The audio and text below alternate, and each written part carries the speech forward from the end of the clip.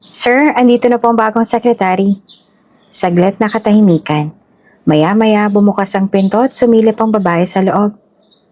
Sir, papapasukin ko na po siya. Hindi niya narinig ang sagot ng nasa loob. Ngunit bago pa niya maitanong, bumaling na sa kanya ang babae at tumango. Pumasok ka na. Huminga siya ng malalim at dahan-dahang pumasok sa opisina. Pagpasok niya, una niyang napansin ang malalaking pintana na nagbigay ng napakagandang tanawin sa lungsod. Nasa gitna siya ng silid ng isang malaking lamesa at sa harap nito, nakaupo ang isang lalaki na nakatalikod sa kanya.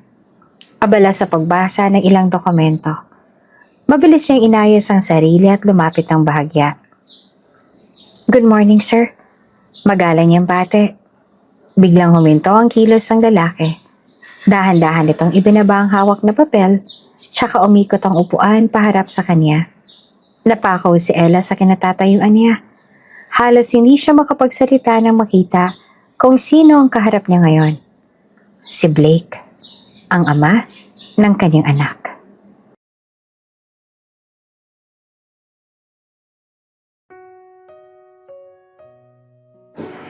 Mainit ang sikat ng araw, ngunit hindi iyon sapat upang palambutin ang nanilisik na titig ng matandang lalaking nakatayo sa harapan ni Ella.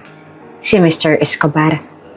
Ang mukha ng matanda ay bakas ng matinding galit at ang matatalas nitong mga mata ay nag-aapoy sa paghihigante. Your father killed my grandson. Matigas at puno ng hinanakit ang boses nito, na parang bawat salita ay matagal na iniipon sa dibdib. And I will do everything to ruin him. His entire family. Lalo na ikaw, ang nag-iisang anak niya. Mariin naman na napalunok si Ella, ngunit hindi siya umatras. Kahit ramdam niya ang panalamig ng kanyang kamay, hindi siya papayag na magpadala sa takot. Tiningnan niya ng malalim ang matanda. Pilit na pinapanatili ang kanyang tapang. That's a lie. Pariing sagot niya, nilakasan ang kanyang boses. My father would never do something like that. Wala siyang pinapatay. Hindi magagawa ang bagay na yun. Mabuting tao siya, so stop blaming him for something he didn't do. Hindi siya naniniwala na magagawa iyon ng kanyang ama dahil kilala niya ito. Alam niya na isang mabuting tao ang kanyang ama. Ang kanyang ama ang mag-isang nagpalaki sa kanya. Lumaki siya sa piling nito. Alam niya lahat ng kabutihan ng ama, kaya naman hindi siya naniniwala na magagawa ng kanyang ama ang pumatay. Umalakhak ang matanda, isang mapait at mapanuyang tawa. Of course you'd say that. Anak ka niya, kaya ipagtatanggol mo siya. But I know the truth. He murdered my grandson, and you will all pay for it. Napakuyom si Ella ng kanyang kamao. Galit na galit siya. Hindi siya magustuhan na pinagbintangan ng kanyang ama na matagal nang namayapa. You have no proof. Stop spreading lies. Lumapit ang matanda sa kanya, pero hindi siya umatras. Halos magdikit ang kanilang muka nang yumuko ito sa kanya. Ang malamig at matalas na titig nito ay nagpatindig ng balahibo niya. Kung wala akong pruweba, bulong nito, puno ng panunukso. Bakit ako mag-aaksaya ng oras sa'yo? Bakit ako magpapakahirap para pabagsakin kayo? You may not believe me now, but soon you will. At kapag dumating ang araw na yon, hindi mo na mababawi ang lahat ng mawawala sa inyo. Napalunok si Ella, pero hindi siya sumagot. Hindi niya gustong patulan ang mga sinasabi ng matanda, pero hindi niya rin maiwasang makaramdam ng kaba. Dahil kung talagang walang ginawa ang kanyang ama, bakit ganito na lang ang galit nito sa kanya? Ano bang gusto mong mangyari? Matapang na tanong niya. Pilit na pinipigilan ang pangangatog ng kanyang boses. Ngumiti ang matanda, ngunit sa halip na pagaanin ng sitwasyon, lalo lang ito nagbigay ng kilabot kay Ella. I want your father to suffer. Pero hindi yun nangyari dahil maaga siyang nawala. Sabi nito sa malamig na tinig. I want him to feel the pain of losing someone he loves. And since mahal ka niya, you're the perfect way to destroy him. Kahit wala na siyang alam kung masasaktan pa rin siya. Pero hindi lang ikaw, Ella. Dahan-dahan itong lumapit pa. Mo'y nilalasap ang bawat salitang binitawan nito. Maging ang mga taong malapit sa'yo, idadamay ko rin. You will all suffer the way I did. Doon na napaatras si Ella. Nanlalamig ang buong katawan. Hindi lang siya ang gustong saktan ng matandang ito, pati ang mga mahal niya. Huwag mong idamay ang iba, madiing sabi niya. Pilit na tinatago ang kaba. If you have a problem with my father, deal with me. Leave my friends and family out of this. Too late for that. Bulong ng matanda bago lumakad palayo. Iniwan siyang tulala, galit at naguguluhan. Naiwan si Ella sa kinatatayuan. Mariing nakadikom ang mga kamao.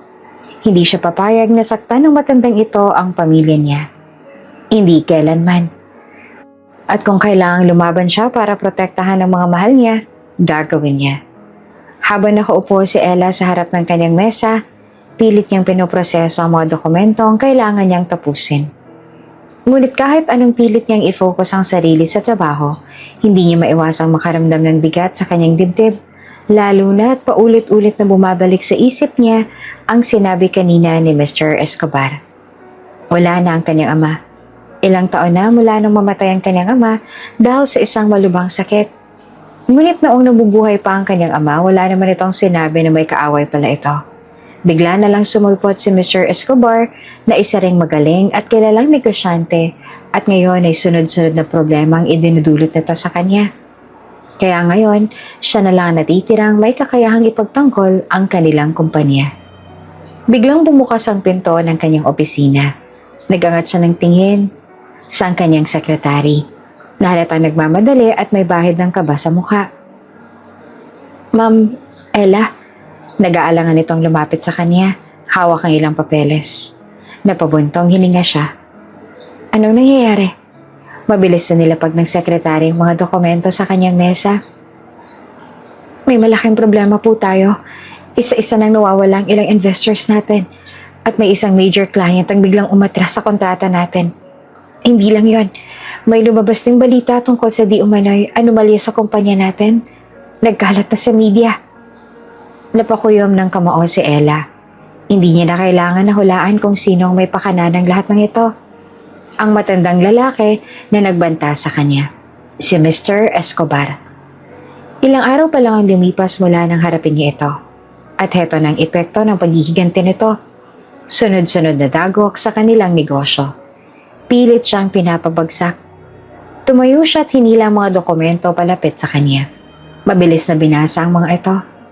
Alam niyang hindi ito simpleng coincidence lamang. Planado ang bawat galaw. At alam niyang siya ang target. Nagpatawag na ba ng emergency meeting? Malamig niyang tanong. Tumango ang secretary. Opo ma'am, nakaschedule na po mamaya. Napapikit si Ella at pilit na pinakalma ang sarili. Wala na ang kanyang ama para tulungan siya. At ngayon, mag-isa na lang siyang kailangan na lumaban. Pero hindi siya magpapatalo. Dahil kung akala ng matandang yon na kaya nitong sirain si Micaela Valencia ng ganon-ganon lang kadali, nagkakamali ito. Pinalaki siyang matapang at matalino ng kanyang ama. Batid nito na darating ang araw na may mga makakalaban siya at susubukan siyang pabagsakin kaya hinanda siya nito. Matapos ang ilang mga magugulong araw sa opisina, pumayag si Ella na lumabas kasama ang kanyang nobyong si Blake Laksamana. Nag-aalala na kasi ito sa kanya at alam niyang gusto nitong iparamdam sa kanya na hindi siya nag-iisa, na hindi niya kailangan na pasanin ang lahat ng mga problema ng mag-isa. Nagmula rin sa mayaman na pamilya ang kanyang nobyo, ngunit noong isang taon lang nakabawi ang kumpanya na pag-aari ng pamilya nito. Nauwi kasi ang Laksamana Group sa bankruptcy noong isa sa mga kamag-anak ni Blake ang nag-handle ng kumpanya.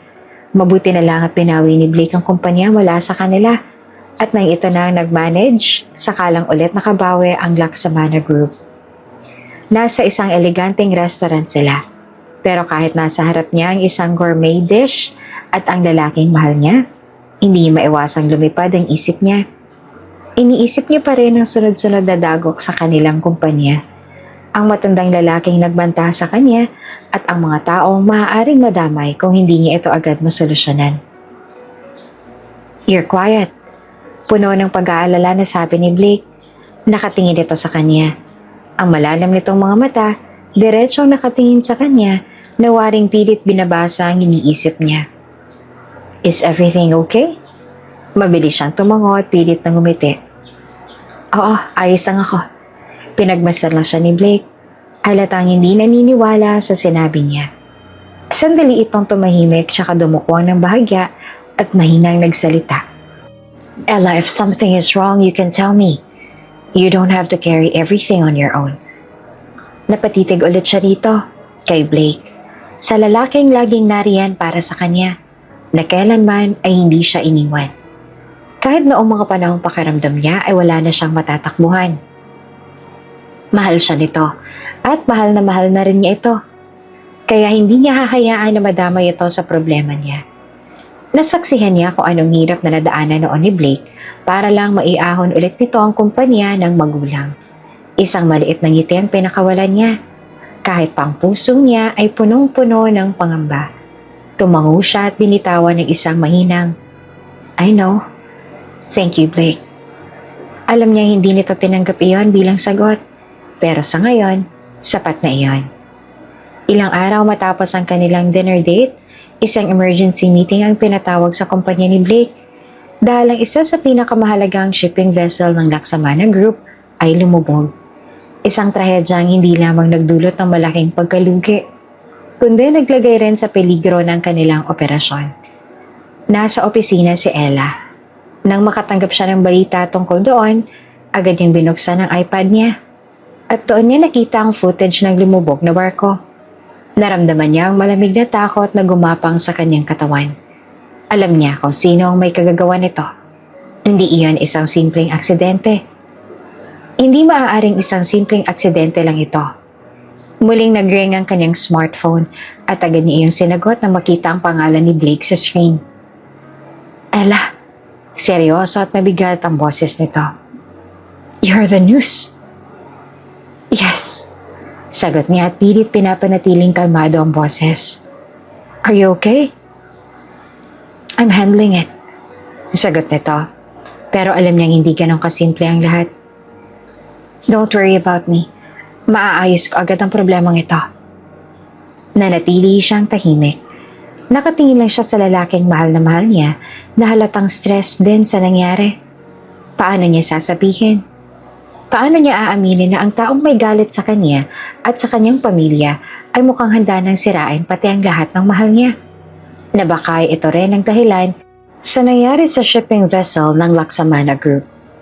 Nang hindi niya agad masagot, narinig niya ang buntong hininga ni Blake. "Stop prating about me, baby." Napalunok siyang muli. Mahal niya si Blake. Mahal na mahal. At hindi niya hahayaan na madamay ito. "Are you sure kailangan mo ba ng tulong ko? I can help you." Sagot niya sa wakas, kahit alam niya ang kasinungalingan iyon. May ilang segundong katahimikan bago ito muling nagsalita. "I can handle this, Ella. May inaayos ka rin sa kumpanya ninyo, kaya ayoko na pati ako'y alalahanin mo." Pagkababa ng tawag, napakuyom siya ng kamao. Hindi niya maaaring hayaan itong lumala. Kailangan niyang gumawa ng paraan bago pa masaktan si Blake. 2:00 ng hapon, kakabalik lang ni Ella sa kanyang opisina matapos ang isang serye ng meetings nang mapansin niya ang isang sobre sa kanyang mesa. Walang pangalan. Walang sender. Isang simpleng puting sobre na lang na halatang iniwan doon nang hindi niya namamalayan. May masamang kutob siyang bumalot sa kanya habang dahan-dahan niyang binuksan ang sobre. Pagkakuha niya ng laman nito, agad siyang napatigil. Isang sulat at isang litrato. Nanginginig ang kamay niya habang tinitingnan ang larawan. Si Blake, ang lalaking mahal niya, kinuha nito nang hindi nito namamalayan. Mukhang galing sa malayo, sa isang restaurant na madalas nilang puntahan. Bumaling siya sa sulat at nang mabasa ang mensahe, nanlamig ang kanyang buong katawan. "Hindi lang ikaw ang magdurusa, Ella Valencia. kundi pati na rin ang lalaking mahal na mahal mo at ang buong pamilya niya. Sinira ng ama mo ang buhay ko noon. Pati ang buhay ng pamilya ko ay sinira niya rin. Ngayon, sisiguraduhin kong mararamdaman mo rin ang sakit na yan. Kapag hindi mo ginawa ang nararapat, sisiguraduhin kong mawawala rin sa iyo ang lahat ng mahal mo. Para bang nauupos sa kandila na maupo-upo siya, nanginginig ang kamay habang hawak ang papel. Ito na ang sagot. Ito na ang babala. Kung dati iniisip niyang lalaban siya, ngayon alam niyang wala na siyang ibang pagpipilian. Si Blake, ang pamilya nito, nasa panganib silang lahat nang dahil sa kanya. At alam niya ang tanging paraan para protektahan sila. Kailangan niyang lumayo. Kailangan niyang iwan si Blake hanggat hindi pa huli ang lahat. Isang linggo na ang lumipas mula nang matanggap ni Ella ang lihim ng pagbabanta. At sa loob ng panahong iyon, unti-unti niya nang itinulak palayo si Blake sa kanya. Hindi siya sumagot sa mga tawag nito. Hindi siya lumalabas ng opisina para makipagkita. Pinili niyang itago ang sakit. Kahit nang totoo, siya ang mas nasasaktan sa ginagawa niya. Ngunit hindi siya agad handa sa pagsabog ng galit ni Blake nang bigla itong pumasok sa kanyang opisina ng walang paalam. Padabog na nilapag ni Blake ang isang larawan sa mesa niya. Tumama ito sa ibabaw ng mga papeles niya at kitang-kita niya ang tensyon sa mukha ng nobyo. Hindi lang galit, kundi sakit at pagkabigo. "Explain this to me, Ella!" Galit na sabi nito. Ang boses ay punong-puno ng hinanakit. "What's the meaning of this?" Nag-aalangan siyang kunin ang larawan, pero hindi niya rin matiis ang titig ni Blake na tila sinusuri ang bawat galaw niya. Pagtingin niya sa litrato, nanlumo siya. Siya, isang larawan kasama niyang lalaking binayaran niya para magkunwari na naging kabit niya. Sa larawan na iyon, magkahawak kamay sila ng lalaki. At mas masahol pa, mukhang naghahalikan sila. Ngunit hindi talaga naglapat ang labi nila ng lalaki.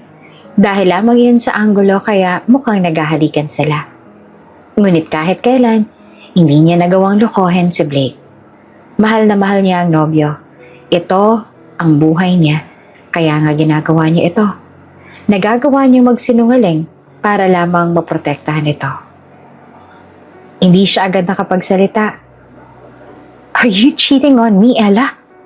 Napatingin siya sa mukha ni Blake, sa malamlam nitong mga mata, sa pagkaputol-putol nitong paghinga, sa pilit nitong pagtitimpe sa galit. Hindi siya sumagot. Hindi niya alam kung paanong ipapaliwanag ang lahat nang hindi nito malalaman ng totoo. At ang pananahimik niya ang nagpalala sa galit ni Blake. "God damn it, Ella! Answer me! Are you cheating on me?" Napapikit siya. Pinigil ang luha. Ayaw niya makita ni Blake kung gaano siyang nasasaktan. "What the hell happened? I thought we were okay. I thought we loved each other." Napalakas ang boses nito, pero mas nararamdaman niya ang sakit sa tono kaysa sa galit. "Did I do something wrong? Were you unhappy with me?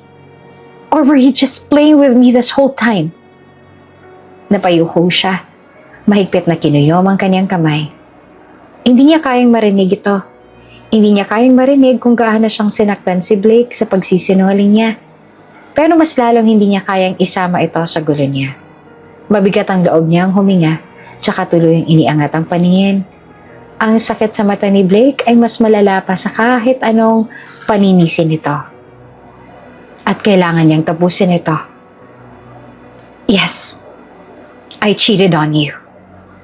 Nanlamig ang buong opisina sa pagitan nila. Kitang-kita niya kung paanong nanigas ang panga ni Blake. Kung paanong bumagsak ang balikat nito.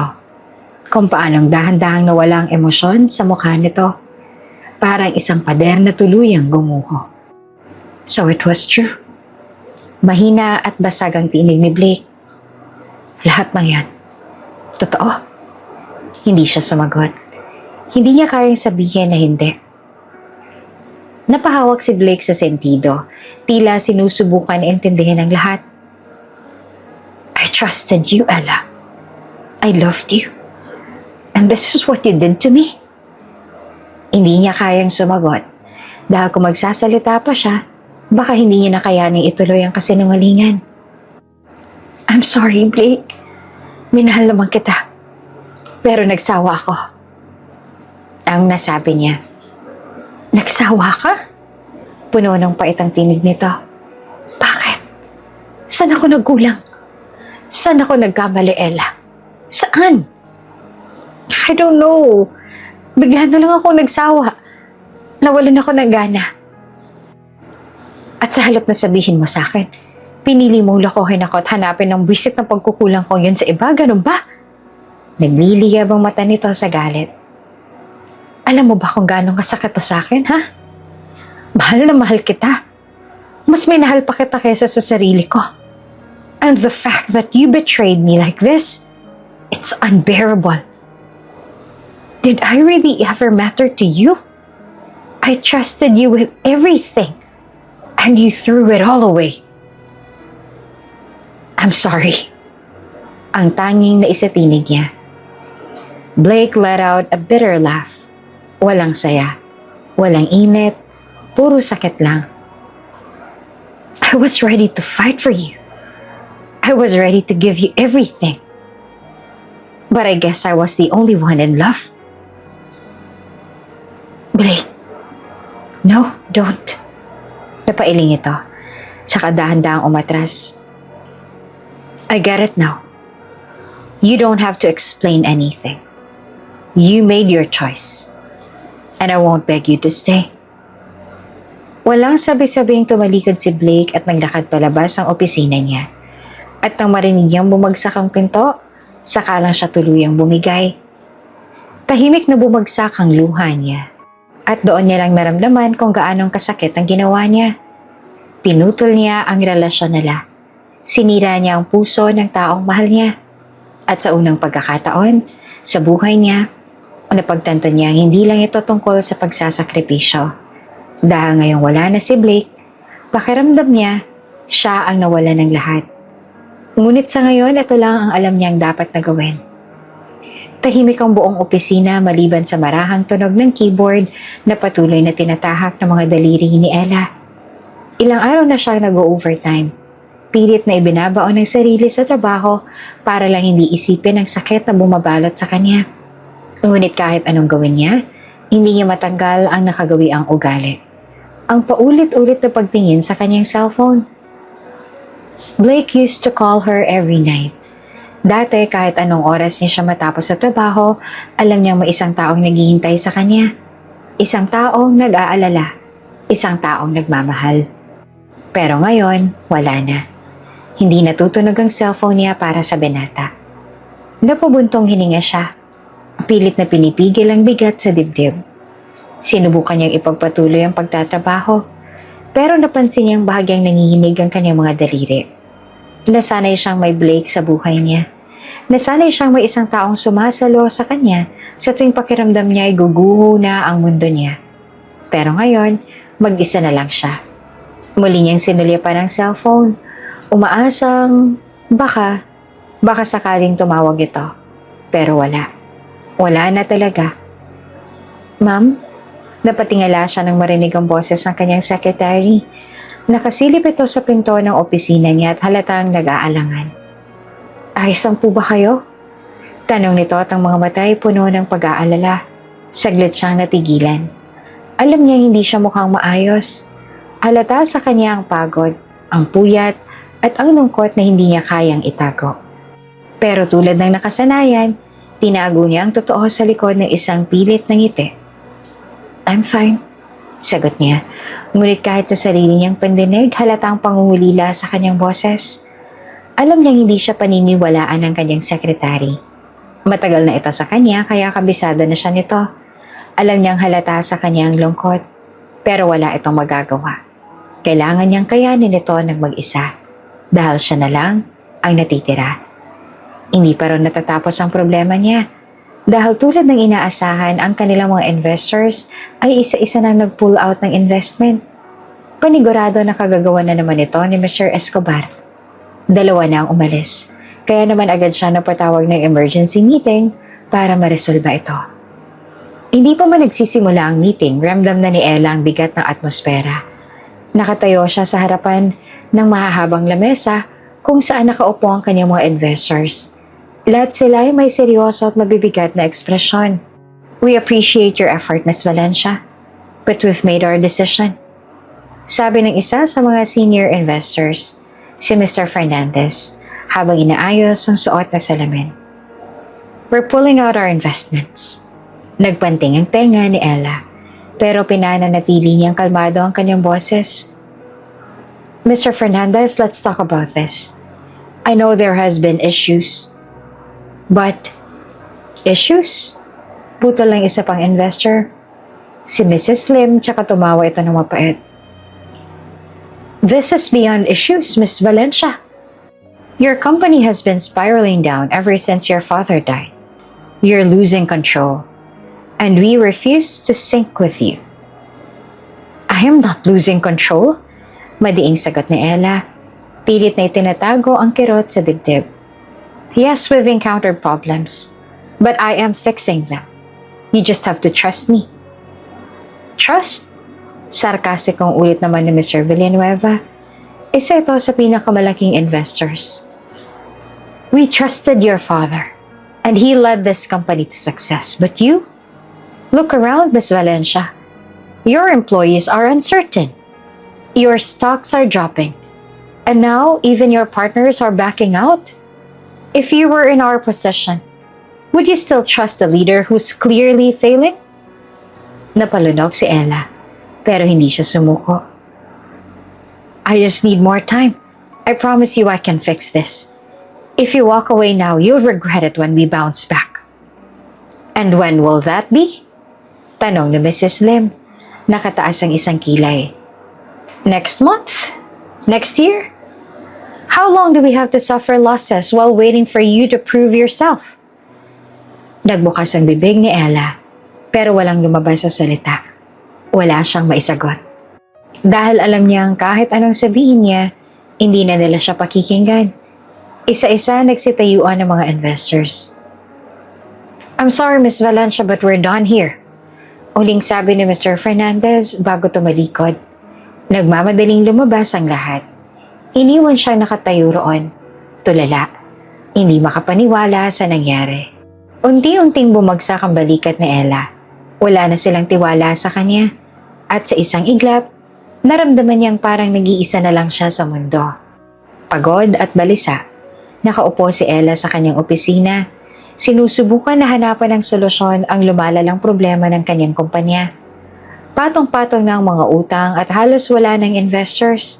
At ngayon, halos hindi na rin makasabay ang operations nila sa araw-araw na gastusin. Hindi pa man siya nakakaisip ng plano, bumukas ang pinto ng opisina niya at pumasok ang kanyang secretary. Halatang nagmamadali. Ma'am Ella, may mga pulis po sa labas. Napakunot ang noon ni Ella. Ano? Ano raw ang kailangan nila? May dala-dala silang warrant of arrest, ma'am. Ikaw daw pong hinahanap. Nagtaka siya. Mabilis siyang tumayo. Hindi makapaniwala. Ano? Bakit ako? Hindi ko rin po alam, ma'am, pero may warrant of arrest po sila. May kaso raw po kayo? Naguguluhan siya. Anong kaso? Bago pa makasagot ang sekretary niya, biglang pumasok ang 3 pulis, kasama ang isang lalaki. Miss Valencia? Tanong ng isang pulis habang may hawak na papel. Ako nga po, ano to? Anong kailangan niyo sa akin? Sagot niya na pilit na pinapanatili ang kalmado niyang boses, kahit unti-unti na siyang kinakapitan ng kaba. Inabot sa kanya ng pulis ang isang warrant na agad naman niyang binasa. Merong kaso ng corporate fraud na isinampalaban sa iyo. May ebidensya na nagsasabing ginamit mo ang pera ng kumpanya para sa personal na interes. May ilang investors na nagsabing pineke mo ang financial reports upang pagtakpa ng naluluging estado ng kumpanya. Nanlaki ang mga mata ni Ella. That's ridiculous. Hindi ko kailanman gagawin yan. Lumapit ang lalaking kasama nila para ito ang magpaliwanag. Miss Valencia, ayon sa forensic audit, may malaking halaga ng perang na ilipat sa isang personal account na konektado sa iyo. Hindi ba't ginagamit mo ang perang yon para sa pansariling interes mo? Napailing si Ella. Hindi siya makapaniwala. That's not true. Someone must have set me up. I did not touch any company funds for personal use. Someone's behind this. Napatingin siya sa papel na hawak niya at isang pangalan lang ang unang pumasok sa isip niya. Si Mr. Escobar. Muling lumapit ang pulis at inalabas ang poses. Miss Valencia, kailangan niyo pa rin pong sumama sa amin para sa investigasyon. Maaari naman kayo magpiyansa, ngunit kailangan na dumaan ito sa legal na proseso. Napakuyom ang kamao ni Ella. Ipinahamak na naman siya ng matandang iyon. Nang makita niyang papalapit ng posa sa kanyang mga kamay, hindi niya maiwasang maramdaman ang matinding galit at kawalan ng pag-asa. Nawala ng lalaking mahal niya. Nalugi na ang negosyo na ipinagkatiwala sa kanya ng kanyang ama. At ngayon, makukulong pa siya. Nakaupo si Ella sa malamig na selda. Walang ibang kasama kundi ang tunog ng patak ng tubig mula sa isang gripo sa sulok. 1 linggo na siyang nakakulong matapos matanggap ang ikalawang kaso laban sa kanya. Embezzlement at money laundering. Nang unang kasong corporate fraud, may pagkakataon pa siya makapagpiyansa. Ngunit ngayon, matapos ang sunod-sunod na pagsampa ng mga bagong ebidensya at kaso sa kanya, tinanggal na ng opsyon niyang makalaya habang nililitis ang kaso. Wala siyang ibang magawa kundi ang tiisin ng sakit at pagkalulong. Nawalan siya ng kumpanya, nawalan ng tiwala ang mga empleyado niya, at higit sa lahat, nawala si Blake. Isang araw dumating ang bantay at binuksan ang bakal na rehas. May bisita ka, malamig na sabi ng pulis. Akala niya ay abogado niya iyon o kahit sino mang kakampi niya. Ngunit nang makita niya kung sino ang pumasok, agad siyang nanlamig. Mr. Escobar, suot ang mamahaling itim na coat at may hawak na baston. Pumasok ito sa selda niya na tila ba bumibisita lang sa isang kaibigang nakakulong. May bahagyang ngisi sa labi ng matanda habang tinititigan siya. Ella Valencia. Anito ng panunuya ang boses. Hindi ko akalaing darating ang araw na magkikita tayong muli sa ganitong sitwasyon.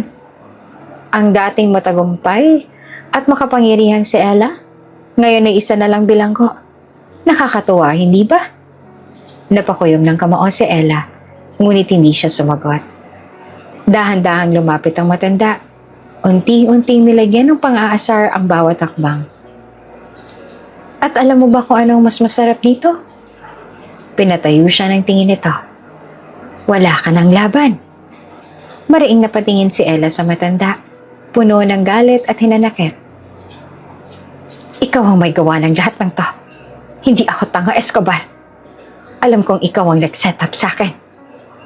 Tumawa ng mahina si Escobar, ngunit puno ito ng panlilibak. Matagal na kitang binalaan, Ella. Hindi pa ito ang katapusan. Nagsisimula pa lang tayo, Iha. Lahat ng sakit na nararamdaman mo ngayon, kulang pa.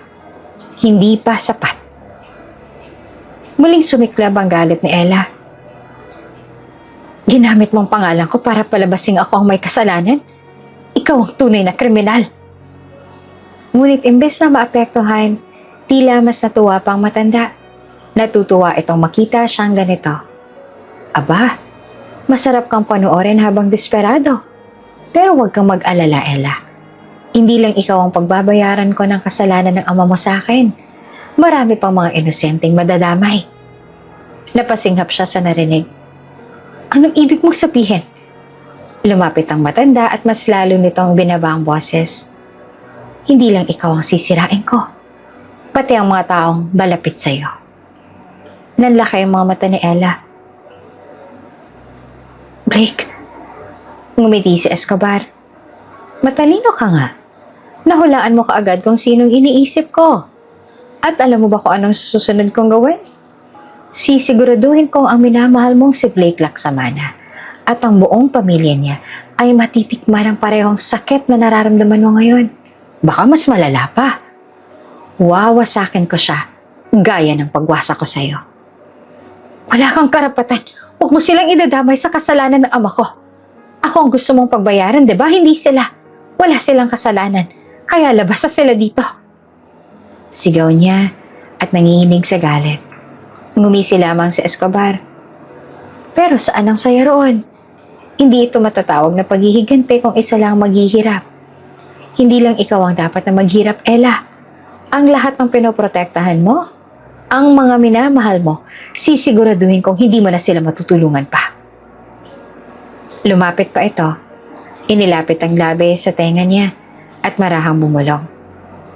Panoorin mo kung paano ko sisirain si Blake, gaya ng ginawa ng ama mo sa apo ko. At bago pa niya masagot, tumalikod ito at lumabas ng selda. Iniwan siyang nanginginig sa takot at galit. Habang naririnig niyang sumarang mabibigat na bakal ng rehas, isang bagay lang ang alam ni Ella. Kailangan niyang protektahan si Blake, kahit kapalit nito ang sarili niyang buhay. Ngunit paano niya magagawa iyon ngayong wala na sila? Ngayong wala na siya. Wala na ang yaman at kumpanya niya. Wala na rin siyang kakampi. Ni wala ngang makatulong sa kanya ngayon. Paano niya magagawang protektahan ng lalaking mahal niya? Sa loob ng malamig at madilim na selda, nakasanda lamang si Ella sa sulok. Pilit nilalabanan ng panghihina ng kanyang katawan. Ilang araw na siyang hindi makatulog na maayos dahil sa lahat ng nangyayari. At maging ang pagkain na ibinibigay sa kanya ay halos hindi niya na matikman. Dagdag pa rito, hindi rin maganda ang trato sa kanya ng mga kapwa niya bilanggo. Sa bawat araw na lumilipas, mas lalong bumibigat ang kanyang pakiramdam. Pakiramdam niya ay nawawalan siya ng lakas at tila ba sumasakit ang kanyang ulo at tiyan nang hindi niya maipaliwanag kung bakit. Hoy, mayaman! Akala mo kung sino kang prinsesa rito ah? Mula nung pumasok ka dito, ni isa sa amin ay wala ka malang kinausap. Isang matapang babae ang lumapit sa kanya. Sinamahan pa ng 2 pang preso. Dito sa kulungang to, pantay-pantay tayong lahat. Walang mayaman, wala ring mahirap. Wala kang espesyal na pribilehiyo, kaya dapat makisama ka. Napalunok si Ella dahil nakatayo ng mga ito sa harapan niya ngayon. Pilit na hindi nagpakita ng takot, ngunit hindi niya rin kayang ipagtanggol ang sarili. Sinubukan niyang tumayo para sana'y humingi ng pasensya, ngunit bigla na lang siyang tinulak ng babae at sa sobrang panghihina niya, hindi niya naibalanse ang sarili niya. Dahilan upang tumama ang kanyang katawan sa malamig na sahig ng selda. Ang hina-hina mo naman, natatawa na sabi ng isa. Ganito ba talaga ang mga mayayaman ngayon? Mahihina? Pero akala ba namin mayaman ka? Bakit nandito ka lang? Bakit wala ka sa mga VIP room? O baka naman nagkukunwari ka lang na mayaman. Sa totoo niyan, wala ka naman talagang pera. Na baka katulad namin, isang kahig, isang tuka ka lang din. Naramdaman ni Ella ang pagkahilo. Parang umiikot ang paligid niya. Pinilit niyang bumangon ngunit walang ilang segundo ay biglang nanlabo ang kanyang paningin. Ella! May narinig siyang sigaw bago siya tuluyang nawala ng malay. Pagmulat ng kanyang mga mata, patingkis sa mayang unang bumungad sa kanya. Mabango at preskong hangin ang sumaluwong sa ilong niya. Isang bagay na matagal niya nang hindi nararamdaman. Nagsubukan niyang igalaw ang kanyang kamay, sakala niya napansin ang swero na nakakabit sa kanya. Nasa klinik siya ng kulungan. Maya-maya bumukas ang pinto at pumasok ang isang doktor. May hawak na clipboard. Gising ka na pala, Miss Valencia.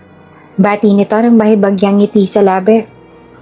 Nag-alala sa'yo ang mga bantay nang mawalan ka ng malay. Kamusta ng pakiramdam mo? Napakurap si Ella bago marahang umupo sa kama. Mahina pa rin po ang katawan ko at medyo nahihilo. Tumango ang doktor at sinulya pa ng clipboard nito. May ipapaalam ako sa'yo. Nito at bago lumapit sa kanya.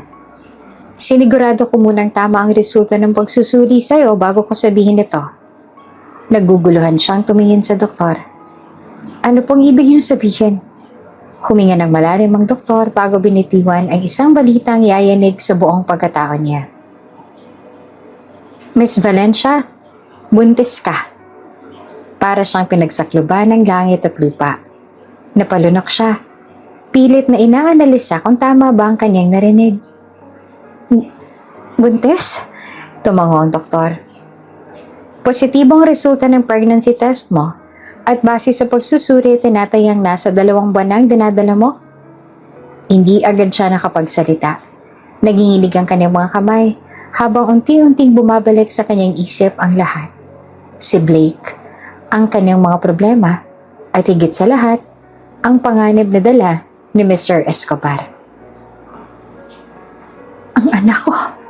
Napatingin siya sa kanyang tiyan at lalo pang tumindi ang takot na naramdaman niya. Hindi lang siya nasa panganib, hindi lamang si Blake, pati ang inosenteng buhay sa loob niya. Paano na lang kung matuklasan din ni Mr. Escobar ang tungkol sa dinadala niya? Paano kung pati ang anak niya ay maging biktima ng paghihigante ng matanda? Nanlamig ang buong katawan ni Ella. Hindi niya hahayaang madamay ang anak niya. Sa lahat ng ito, kahit anong mangyari, kailangan niyang protektahan ang kanyang anak. Nakaupo lamang si Ella sa kama ng klinik. Mahigpit na nakayakap sa sarili habang pinoproseso pa rin ang balitang natanggap niya. Nagdasal siya at humingi na rin ng tulong at gabay mula sa kanyang ama para malampasan niya ang lahat ng ito. Sana lang ay maawa sa kanya ang langit o kaya kahit sa anak niya na lamang at hindi na sa kanya. Naputol ang kanyang malalim na pag-iisip nang bumukas ang pinto. Pumasok ang kanyang sekretarya, si Mara. Kita sa mukha nito ang matinding pag-aalala. Lalo na nang makita ang matinding pagod sa mukha niya. Ma'am Ella, mahina nitong tawag bago lumapit. Kinausap ko ang abogado natin. Ginagawa na nilang lahat para mapababa ang kaso mo. Pero mahirap dahil sa dami ng ebidensya na binabato laban sa'yo. Hindi pa rin sila makahanap ng butas para makalaya ka dito. Maliban sa liham na hindi natin alam kung sino ang nagpadala sa'yo, wala nang iba. Malakas din ang kampo ni Mr. Escobar, kaya hindi natin madiin na siya ang taong nagpadala sa'yo ng liham, lalo na't wala naman tayong sapat na patunay na magigiit sa kanya. Hindi na nagulat si Ella sa narinig. Alam niyang hindi magiging madali ito, lalo na't si Mr. Escobar ang may pakana ng lahat. Pero ma'am, lumapit pa si Mara. Nilapag ang hawak nitong sobre sa mesa bago umupo sa tabi ng kama niya. Alam ko rin ang totoo. Alam kong buntis ka. Mabilis na napatingin naman si Ella sa kanya, halatang nagulat. Paano mo nalaman? Sinabihan ako ng doktor. Sagot nito. At kung totoo yung iniisip ko, kay Sir Blake yan, hindi ba? Napayuko si Ella. Mahigpit na hinawakan ng kumot. Hindi niya kailangang sumagot. Alam ni Mara ang sagot. Ma'am, patuloy ni Mara at mas malamig ang boses. Bakit hindi mo na lang sabihin kay Sir Blake? Alam kong galit siya sa'yo ngayon. Pero kung may isang tao mang makakatulong sa'yo sa sitwasyong to, siya lang yon. Muling nanahimik si Ella. Alam naman niyang tama si Mara. Si Blake lamang ang tanging makakatulong sa kanya. Ngunit, madadamay lang ito lalo. Kung siya lang ang magdusa, ayos lang. Pero kung pati si Blake, pati ang magiging anak nila, hindi niya hahayaan. Umiling siya. Hindi, Mara. Napakunot na ang sekretarya niya. Pero ma'am, hindi pwedeng madamay si Blake sa gulong ito. Madiin niyang sagot. Kaya ko to. Ako ang may kasalanan kung bakit ako nandito. Kaya hindi ko siya isasama sa problema ko. Pero paano pong anak ninyo? Napapikit si Ella. Mas lalo pang bumigat ang dibdib niya. Hindi ko alam. Mahina niyang sagot. Pero kahit anong mangyari, isisilang ko siya at ipaglalaban ko siya. Nakatingin lang si Mara sa kanya. Halatang hindi sang-ayon sa desisyon niya. Pero alam nitong hindi basta-bastang mapapabago ng isip si Ella. Bumuntong hininga ang sekretarya niya bago nagsalita.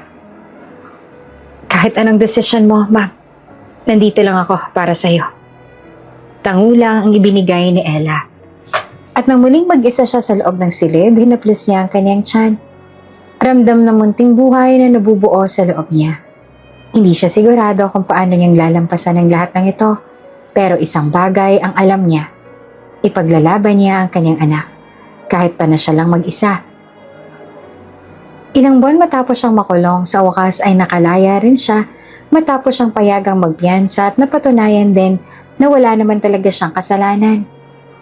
Pero sa loob ng mga buwang iyon, nawala sa kanya ang lahat.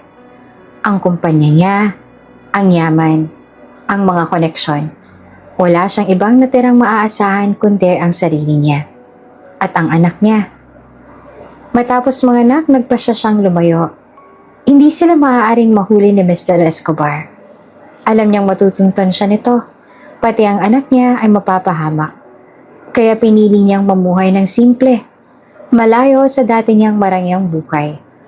Ngayon, isa na lang siyang ordinaryong empleyado sa isang maliit na kantin sa isang probinsya. Payak pero tahimik ang buhay niya. "Mama!" tawag ng isang munting boses. Napangiti siya nang lumapit sa kanyang 5 taong gulang na batang lalaki na kamukhang kamukha ng ama nito. Ang anak nila ni Blake, na habang lumalaki ay lalo lang nagiging kamukha ng ama. Mabilis niya itong sinalubong at kinarga. "Bakit, baby?" Kumapit ang bata sa leeg niya sabay bumulong. "Kailan mo ulit ako isasama sa trabaho?" Napatawa siya ng mahina. "Gusto mo bang bumalik sa kantin? Nagustuhan mo ba ron?"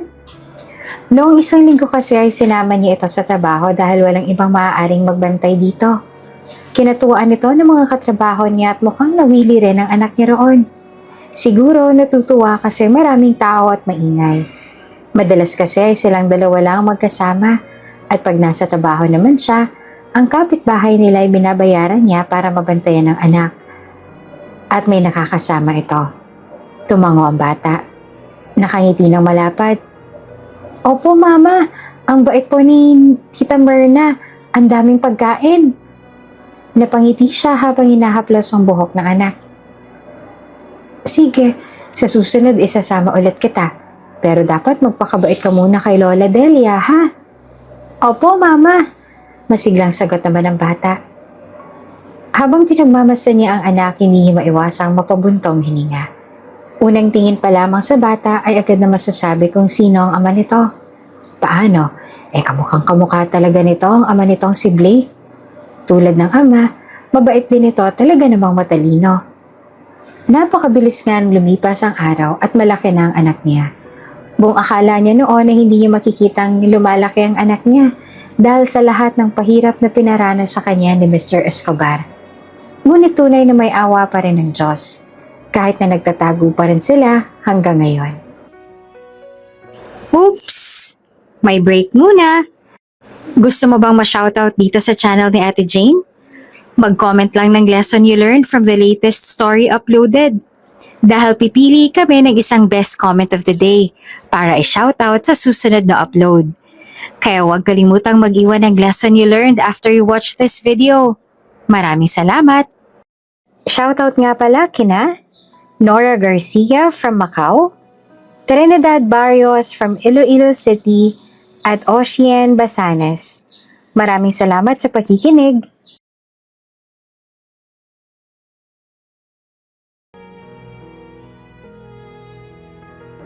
6 na taon na ang lumipas at 6 na taon na rin siyang nagtitiis.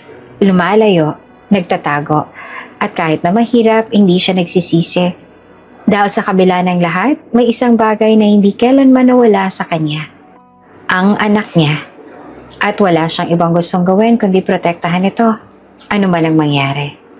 Abala si Ella sa pagsisilbi sa mga customer nang lumapit sa kanya si Tita Myrna, isa sa mga matagal na nagtatrabaho sa kantin. Karga nito ang anak niyang si Blaze na ngayon ay tuwang-tuwa habang nilalaro ang isang kutsara. Napakabibo talaga ng batang to, naisip ni Ella habang pinagmamasdan ng anak niya. Kahit mahirap ang buhay nila ngayon, masaya siyang ganito kasaya at kasigla ang anak niya. Hay! Malalim na buntong hininga ni Tita Myrna habang hinahaplos ang buhok ni Blaze. Sayang at wala rito ang apo ko, Iha. Kung nandito lang siya, di sana'y may kalaro itong si Blaze. Mas masaya sana silang dalawa. Kaso kasama niya ngayon ang magulang niya. Paano dumating ang ama ng apo ko mula sa ibang bansa kaya sinusulit nila na magkakasama sila. Napangiti na lamang si Ella. Sa tuwing nakakarinig siya ng ganon, hindi maiwasan na malungkot siya para sa kanyang anak. Paano ay alam niyang gustong gusto rin ng kanyang anak na makasama ang ama nito. Ang kaso, hindi niya ipinakikilala dito ang ama nito. Hindi din siya sigurado kung darating ba ang araw at ipapakilala niya kay Blaze ang ama nito. Matapos ang isang mahabang araw sa trabaho, sabay nang naglakad pa uwi sina Ella at Blaze. Hawak niyang maliit na kamay ng anak, habang masaya itong ikinakanta ng nursery rhyme na natutunan niya naman sa kantin. Habang naglalakad, napansin ni Ella ang isang pamilyang naglalakad sa kabilang kalsada. Isang mag-asawa kasama ang kanilang anak. Masaya nagtatawanan habang sabay-sabay silang naglalakad. Ang ama ay buhat-buhat ang anak sa balikat habang ang ina naman ay nakahawak sa maliit na kamay ng bata. Napatigil si Blaze. Napatitig ito sa pamilyang iyon na tila may iniisip na malalim. Sa murang edad nito, hindi pa nito lubos na maunawaan ang kahulugan ng isang buong pamilya. Pero, sapat na ang inosenteng kaisipan upang mapansin ang kakulangang hindi nila nakakasama ang ama nito.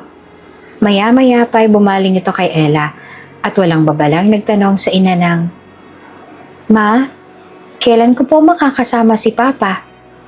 Parang biglang tumigil ang mundo ni Ella. Hindi niya inasahan ang tanong na iyon. Ramdam niya ang paninikip ng kanyang dibdib at ang bigat ng emosyon na pilit niyang itinatago. Pinisil niya ng bahagya ang kamay ng anak at pilit na ngumiti. Ayaw niyang magsinungaling kay Blaze, pero hindi rin niya kayang sabihin ang buong katotohanan. Hindi pa ngayon. "Balang araw, anak." Mahina niyang sagot.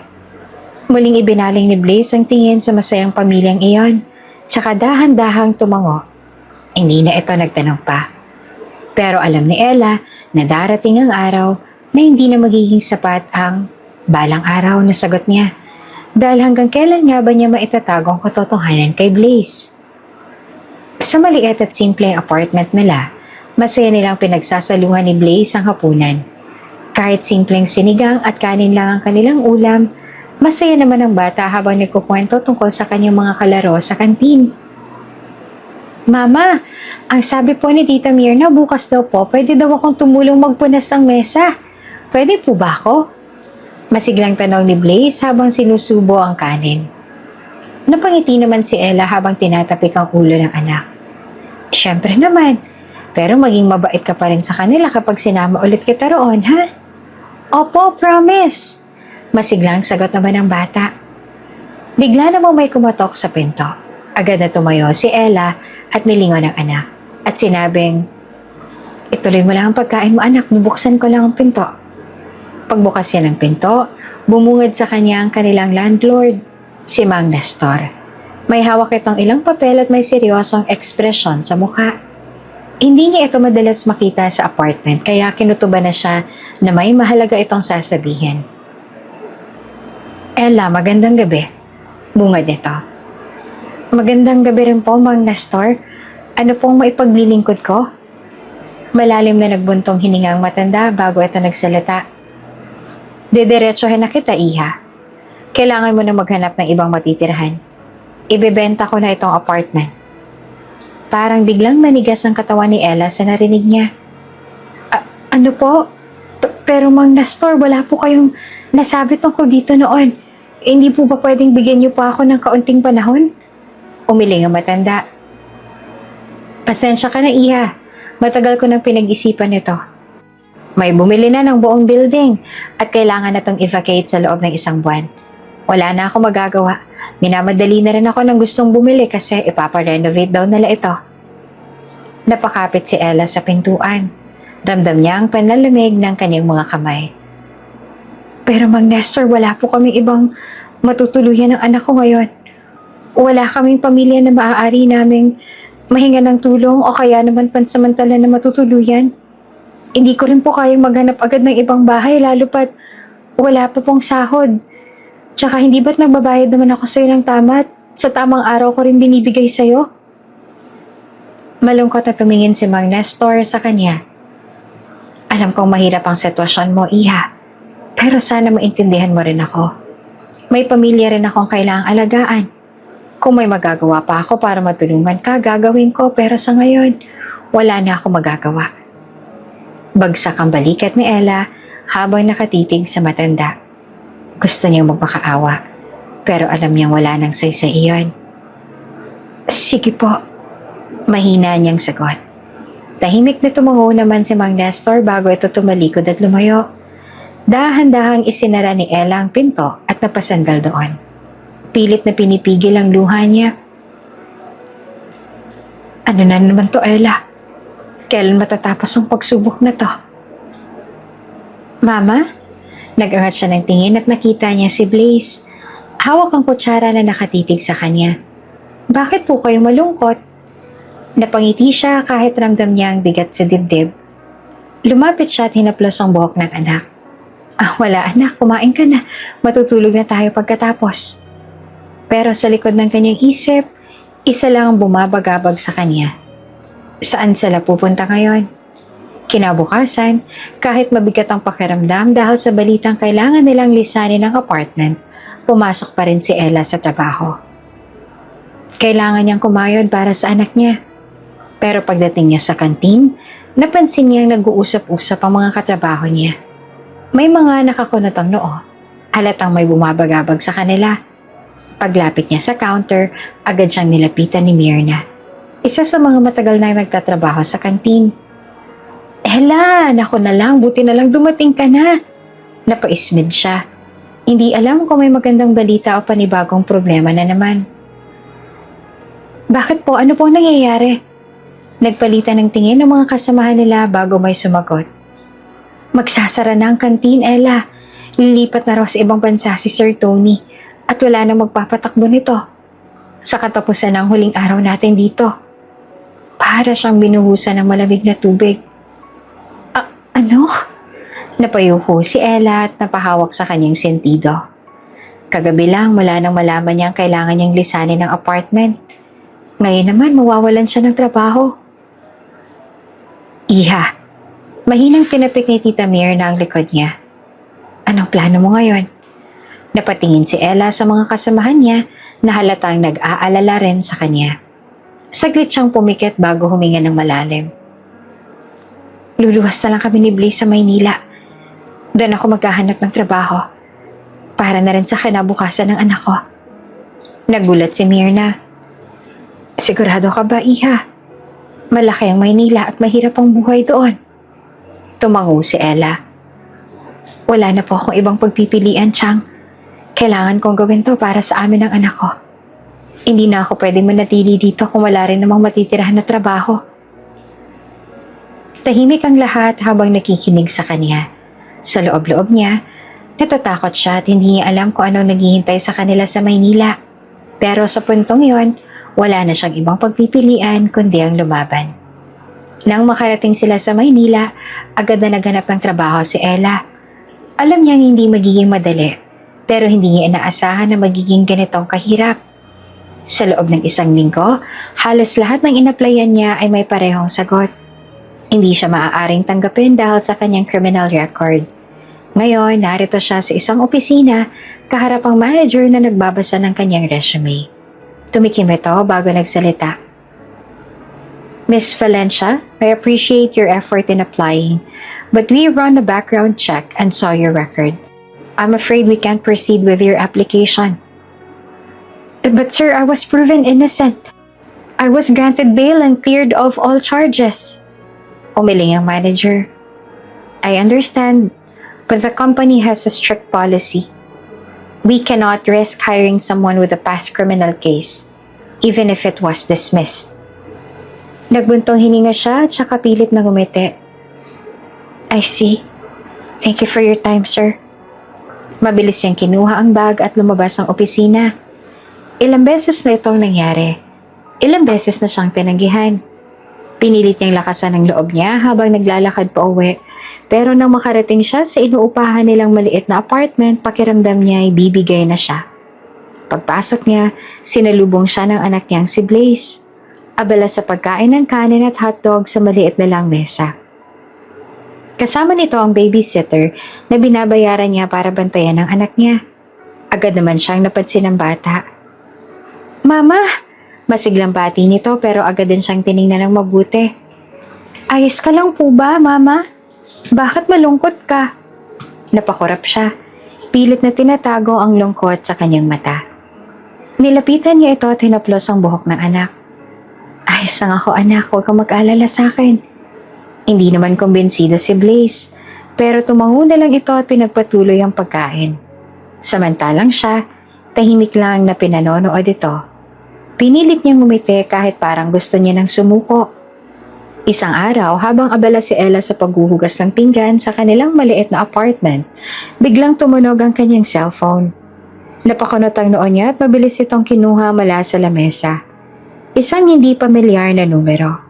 Saglit siyang nag-alinlangan bago sinagot ito. Hello? Good afternoon, Miss Valencia. Sabi ng isang formal na boses mula sa kabilang linya. This is from Houston Group of Companies. We'd like to inform you that hindi ka na natanggap sa pinag-applyan mong posisyon bilang janitress, but you've been selected for the secretary position. Nanlaki ang mata niya. Pardon? Yes, ma'am. Congratulations. You got the job. You may report to the office on Monday for orientation. Hindi siya agad nakapagsalita. Parang tumigil ang mundo niya sa sobrang gulat. Ilang linggo siyang nabigo. Ilang beses siyang tinanggihan. Pero ngayon, natanggap siya at posisyon pa na hindi niya pinag-applyan. Napakurap siya at mabilis na napasagot. Thank you so much po. I'll be there on Monday. Pagkababa ng tawag, hindi niya napigilang tumili sa sobrang saya. Natanggap ako. Nakita siya ni Blaze sa tagatitong lumapit. Mama, ano pong nangyari? Hinila niya ang anak at isang mahigpit na yakap ang ibginawad niya rito. Anak, may trabaho na si Mama. Hindi na tayo magugutom. Hindi na tayo mahihirapan. Tuwang-tuwa rin si Blaze. Talaga po? Yay! Hinalikan niya ito sa noo at mahigpit pang niyakap. Sa wakas, may bagong simula na sila. Maagang nagising si Ella sa araw ng Lunes. Puno ng kaba at pananabik. Habang inaayos ang kanyang blouse sa harap ng salamin, napatingin siya sa anak niyang si Blaze na abala naman sa paglalaro ng laruan sa gilid ng kama. Anak, aalis na si Mama ha? Magpapakabait ka kay Ate Lani ha? Sabi niya habang hinahaplos ang buhok nito. Tumangaw naman si Blaze at ngumiti. Opo Mama, pero uuwi ka kaagad diba? Siyempre naman, magsabi ka lang kay Ate Lani kapag may kailangan ka ha? Lumapit siya sa babysitter na si Lani at nagbilin. Ate, pakialagaan po si Blaze. Kung may emergency, tawagan niyo agad ako. Ngumiti si Lani at tumango. Huwag ka mag-alala, Ma'am Ella. Magiging maayos kami dito. Good luck sa unang araw mo. Bumalik siya kay Blaze at nanalikan nito sa noo. I love you, baby. I love you too, Mama. Sagot nito, sabay halik sa pisngi niya. Humugot siya ng malalim na hininga at lumabas na ng apartment. Pagdating niya sa kumpanya, hindi niya maiwasang mamangha. Napakataas ng gusali, modernong disenyo, at napaka-elegante ng buong paligid. Hindi siya makapaniwala na sa isang prestiyosong kumpanya siya magsisimula ang muli. Pumasok siya sa lobby at lumapit sa receptionist. Bago pa man siya makapagsalita, isang babaeng nakasuot ng corporate attire ang lumapit sa kanya. Ikaw ba ang bagong secretary? Tanong nito na may bahagyang pagsusuri sa titig. Bahagyang inayos naman ni Ella ang kanyang postura bago sumagot. Opo, ako po si Ella Valencia. Tumango ang babae at ngumiti ng bahagya. Good, sumunod ka sa akin. Dadaling kita sa opisina ng boss mo. Tahimik na nakasunod si Ella sa babae. Sa bawat hakbang niya, ramdam niya ang kaba sa kanyang dibdib. Hindi dahil sa bagong trabaho, kundi sa hindi maipaliwanag na pakiramdam na bumabalot sa kanya. Nang makarating sila sa isang malaking pinto na may pangalan ng CEO na nakasukit sa harapan, tumigil ang babae at kumatok ng 3 beses. Sir, andito na po ang bagong sekretary. Saglit na katahimikan. Maya-maya bumukas ang pinto at sumilip ang babae sa loob. Sir, papapasukin ko na po siya. Hindi niya narinig ang sagot ng nasa loob. Ngunit bago pa niya maitanong ay bumaling na sa kanyang babae at tumango. Pumasok ka na. Huminga siya ng malalim at dahan-dahang pumasok sa opisina. Pagpasok niya, una niyang napansin ang malalaking pintana na nagbibigay ng napakagandang tanawin ng lungsod. Nasa gitna ng silid ang isang malaking lamesa at sa harap nito, nakaupo ang isang lalaki. Nakatalikod sa kanya, abala sa pagbabasa ng ilang dokumento. Mabilis niyang inayos ang sarili at lumapit ng bahagya. "Good morning, sir." Magalang niyang bate. Biglang huminto ang kilos ng lalaki at dahan-dahan itong ibinaba ang hawak na papel. Tsaka umikot ang upuan paharap sa kanya. Napako si Ella sa kinatatayuan. Halos hindi siya makapagsalita na makita kung sino ang kaharap niya ngayon. Si Blake, ang ama ng kanyang anak. Sa isang iglap, bumalik ang lahat ng alaala. Ang sakit ng paghiwalay nila. Ang kasinungalingan na sinabi niya para lang lumayo ito. At ang pangako niyang hindi na sila muling magkikita. Pero narito siya ngayon. Nakatayo sa harapan ng lalaking matagal niya nang iniiwasan. Napako si Ella sa kinatatayuan niya. Hindi siya makapaniwala sa taong kaharap niya ngayon. Si Blake. Nanlalamig ang kanyang katawan habang pinagmamasdan ng pamilyar na anyo nito. Nakasuot ito ng mamahaling suit. Baka sa postura ang otoridad at pagiging isang respetadong CEO. Pero higit sa lahat, kitang-kita niya ang lamig at panunuya sa mga mata nito. Biglang umisi si Blake. "It's been a long time, Ella." Ganito at hindi inalis ang titig sa kanya. Pinanlambutan siya ng tuhod, pero pinilit niyang magpakatatag. Hindi siya maaaring magpakita ng kahinaan. Tahimik na tiningnan ni Blake ang hawak nitong papel. Ang kanyang resume. Single mother. Bulong nito at may halong panunuya sa boses. "I see. So you got pregnant?" Napalunok si Ella. Pilit na pinapanatili ang composure niya. "You were also imprisoned."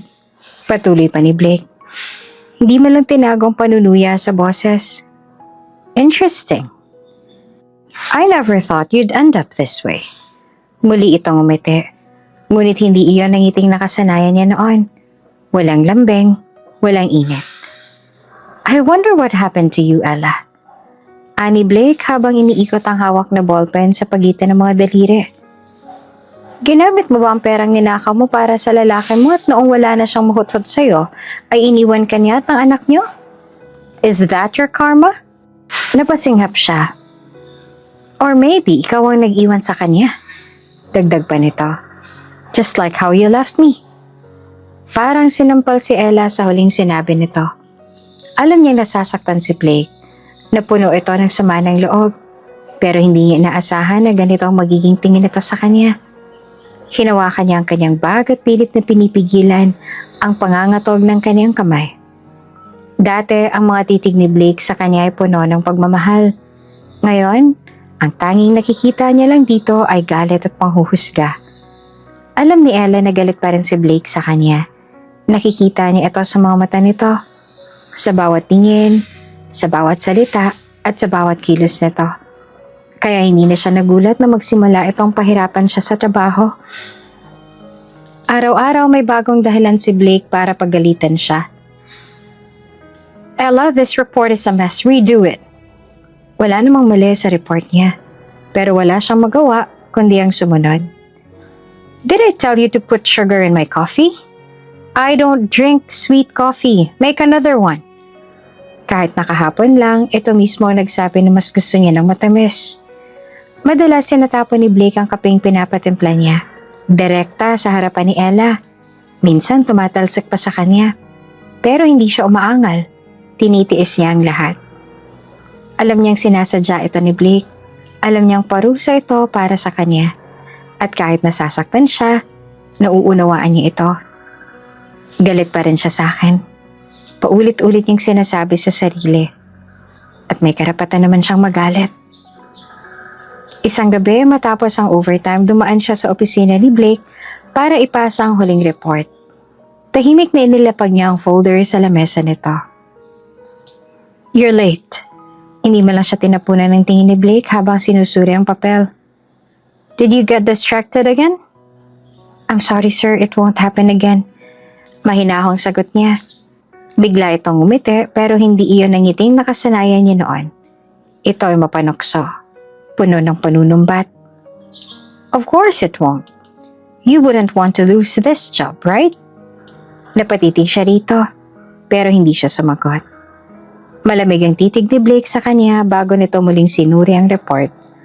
Matapos ang ilang saglit, walang sabi-sabi na itinapon nito ang folder sa sahig. Rewrite it. I don't like the format. Napasinghap siya. Pinagpuyatan niya yun. Pero hindi siya umangal. Hindi siya nagreklamo. Pinulot niya ang papel sa sahig at mahinahong tumango. Yes, sir. Kahit anong gawin niya, hindi siya kailanman magpapakita ng kahinaan sa harapan ni Blake.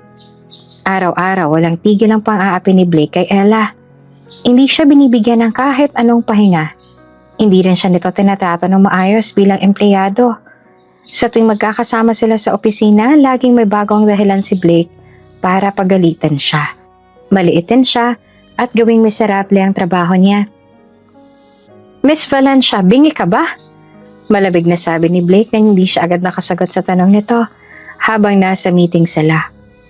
Or are you just incompetent? Nangihina siya sa narinig, lalo na't nasa harapan sila ng ibang empleyado. Napahiya siya. Ngunit imbes na ipakita ang sakit na nararamdaman, yumuko lang siya at mahina ngunit malinaw na sumagot. I apologize, sir. It won't happen again. Hindi siya pinansin ni Blake at tumuloy lang ito sa meeting, pero hindi nakalagpas kay Ella ang mapanuksong ngiti nito. Kinabukasan, bago pa man siya makapasok sa opisina nito, tinawag siya ng boss niya. Ella, make me coffee. Mabilis siyang sumunod at nagtimpla ng kape. Siniguradong tama ang timpla para hindi siya muling mapagalitan. Ngunit paglapag niya ng tasa sa lamesa ni Blake, dumiretso itong kinuha ng lalaki at itinapon sa basurahan. Nagulat siya at napatingin kay Blake, pero ang lalaki ay nakapangalumbaba lamang. Pinagmamasdan siya, parang inaabangan na magiging reaksyon niya. I said black coffee. Are you stupid? Or do you just enjoy wasting my time? Malamig na sabi nito. Nag-init ang sulok ng mga mata niya sa sakit at pagod. Alam niyang tama ang ginawa niya, pero hindi na siya sumagot. Tahimik siyang lumabas ang opisina para magtimpla ulit. Pagbalik niya, tinanggap na ni Blake ang kape, pero hindi pa rin ito pinalampas ang pagkakataon para maliitin siya. I'm surprised you got it right this time. Sa sumunod na linggo, lalo pang lumala ang pagtrato nito sa kanya. Miss Valencia, redo this report. It's a mess. Ilang ulit ko na itong pinapagawa sa'yo. Bakit hindi mo pa rin magawa-gawa ng tama? These files are disorganized. Fix them. Did I ask for your opinion? I don't care what you think. Just do your job. Madalas siyang pagalitan ni Blake sa harap ng iba. Madalas siyang ipinapahiya. Pero hindi siya lumalaban. Tinitiis niya ang lahat. Tuwing gabi, uuwi siyang pagod at bugbog sa trabaho. Papasok siya sa bahay, dudungaw sa higaan ng anak niya, at saka lang siya makakaramdam ng lakas. Nasa loob ng conference room si Ella, nakaupo sa dulo ng mahabang mesa habang nakikinig sa meeting na pinamumunuan ni Blake. Maraming executives at empleyado ang naroon. Lahat ay nakatuon ng pansin kay Blake habang ipinapaliwanag nito ang bagong proyekto ng kumpanya. Miss Valencia, biglang tawag ni Blake kaya napatingin siya dito. Where's the report I asked you to prepare? Mabilis siyang bumangon sa kanyang upuan at kinuha ang folder sa kanyang bag. Here, sir. Maingat niyang inilapag iyon sa harapan ni Blake. Ngunit pagtingin pa lang ni Blake sa unang pahina, bahagya itong umiling at basta na lang na ibinalibag ang folder sa mesa. Nagkalat ang mga papel sa harapan niya. This is unacceptable. Malamig na sabi ni Blake. Is this the best that you can do? If this is your idea of hard work, then maybe you don't belong here. Tahimik ang buong silid. Pakiramdam ni Ella ay parang sinasakal siya. Hindi niya maitaas ang kanyang tingin. Hindi niya magawa na ipagtanggol ang sarili niya. Hindi pa rin natapos si Blake. I don't know how someone like you even got hired in this company. Napasinghap ang ibang empleyado at narinig niya ang ilang mga mahihinang bulungan. Pinapahiya siya. Alam niyang may galit si Blake sa kanya, pero hindi niya akalaing ganito itong kasidhe. Hindi niya nakinaya pa. Tumayo siya at bahagyang yumuko. Mahina ngunit malinaw na nagsabi, "Excuse me, sir." Mabilis siyang lumabas ng conference room. Pagkasara ng pinto, napahinga siya ng malalim at agad na pinunasan ng luha niyang pumatak. Nakatayo siya sa hallway. Pilit na pinapakalma ang sarili nang maramdaman niyang may lumapit sa kanya. "Miss Valencia?" Napalingon siya at nakita si Claire, isa sa mga empleyado sa finance department. Nakakunot ang noon nito, halatang nag-aalala. "Are you okay?" Tanong nito. Ella forced a small smile kahit paramdam niyang durog na siya. "Yeah, I'm fine." Maghahating gabi na pero nakaupo pa rin si Ella sa kanyang desk. Nakayuko habang sinusuri ang mga dokumentong ipinagawa ni Blake. Pagod na siya. Ilang beses nang nagparamdam ang antok, pero pinilit niyang manatiling gising. Gusto niya nang umuwi. Alam niyang hinihintay siya ni Blaze. Ilang beses nang tumunog ang cellphone niya. Mga text mula sa babysitter na nagtatanong kung ano oras siya makakauwi. Sa pagod, hindi niya na namalayan na unti-unti nang bumibigat ang kanyang mga mata. Hanggang sa tuluyan na siyang makatulog sa kanyang desk. Ang pisngi na nakapatong sa mga papel na nakakalat sa mesa. Dumating si Blake sa opisina. Pagpasok nito, agad itong nakita si Ella. Tulog, payapa ang mukha, parang isang batang sanggol sa buong araw na trabaho. Pagod. Napangiwi ang binata. Papalapit na si Blake para pagalitan ito para gisingin at pagsabihan kung bakit natutulog ito sa trabaho. Pero paglapit ni Blake, parang biglang nanlambot ang ekspresyon niya nang makita niya ang mukha nito. Sa unang pagkakataon, hindi niya nakita ang babaeng nagbigay sa kanya ng sakit at galit. Nakita niya ang babaeng minahal niya. Napapuntong hininga siya. Dahan-dahang tinaas si Blake ang kanyang kamay. Tila may balak haplusin ang pisngi nito. Pero bago pa man madampi ang kanyang daliri sa mukha ni Ella, napahinto siya. Parang bigla siyang natauhan. Mabilis siyang pinawi ang kamay niya. Damn it! Mahina niyang bulong. Mabilis siyang tumalikod, pero hindi siya umalis at nilingon niya itong muli pinagmasdan si Ella. Sa huling pagkakataon, bago na pailing at marahas na inalis ang kanyang tingin.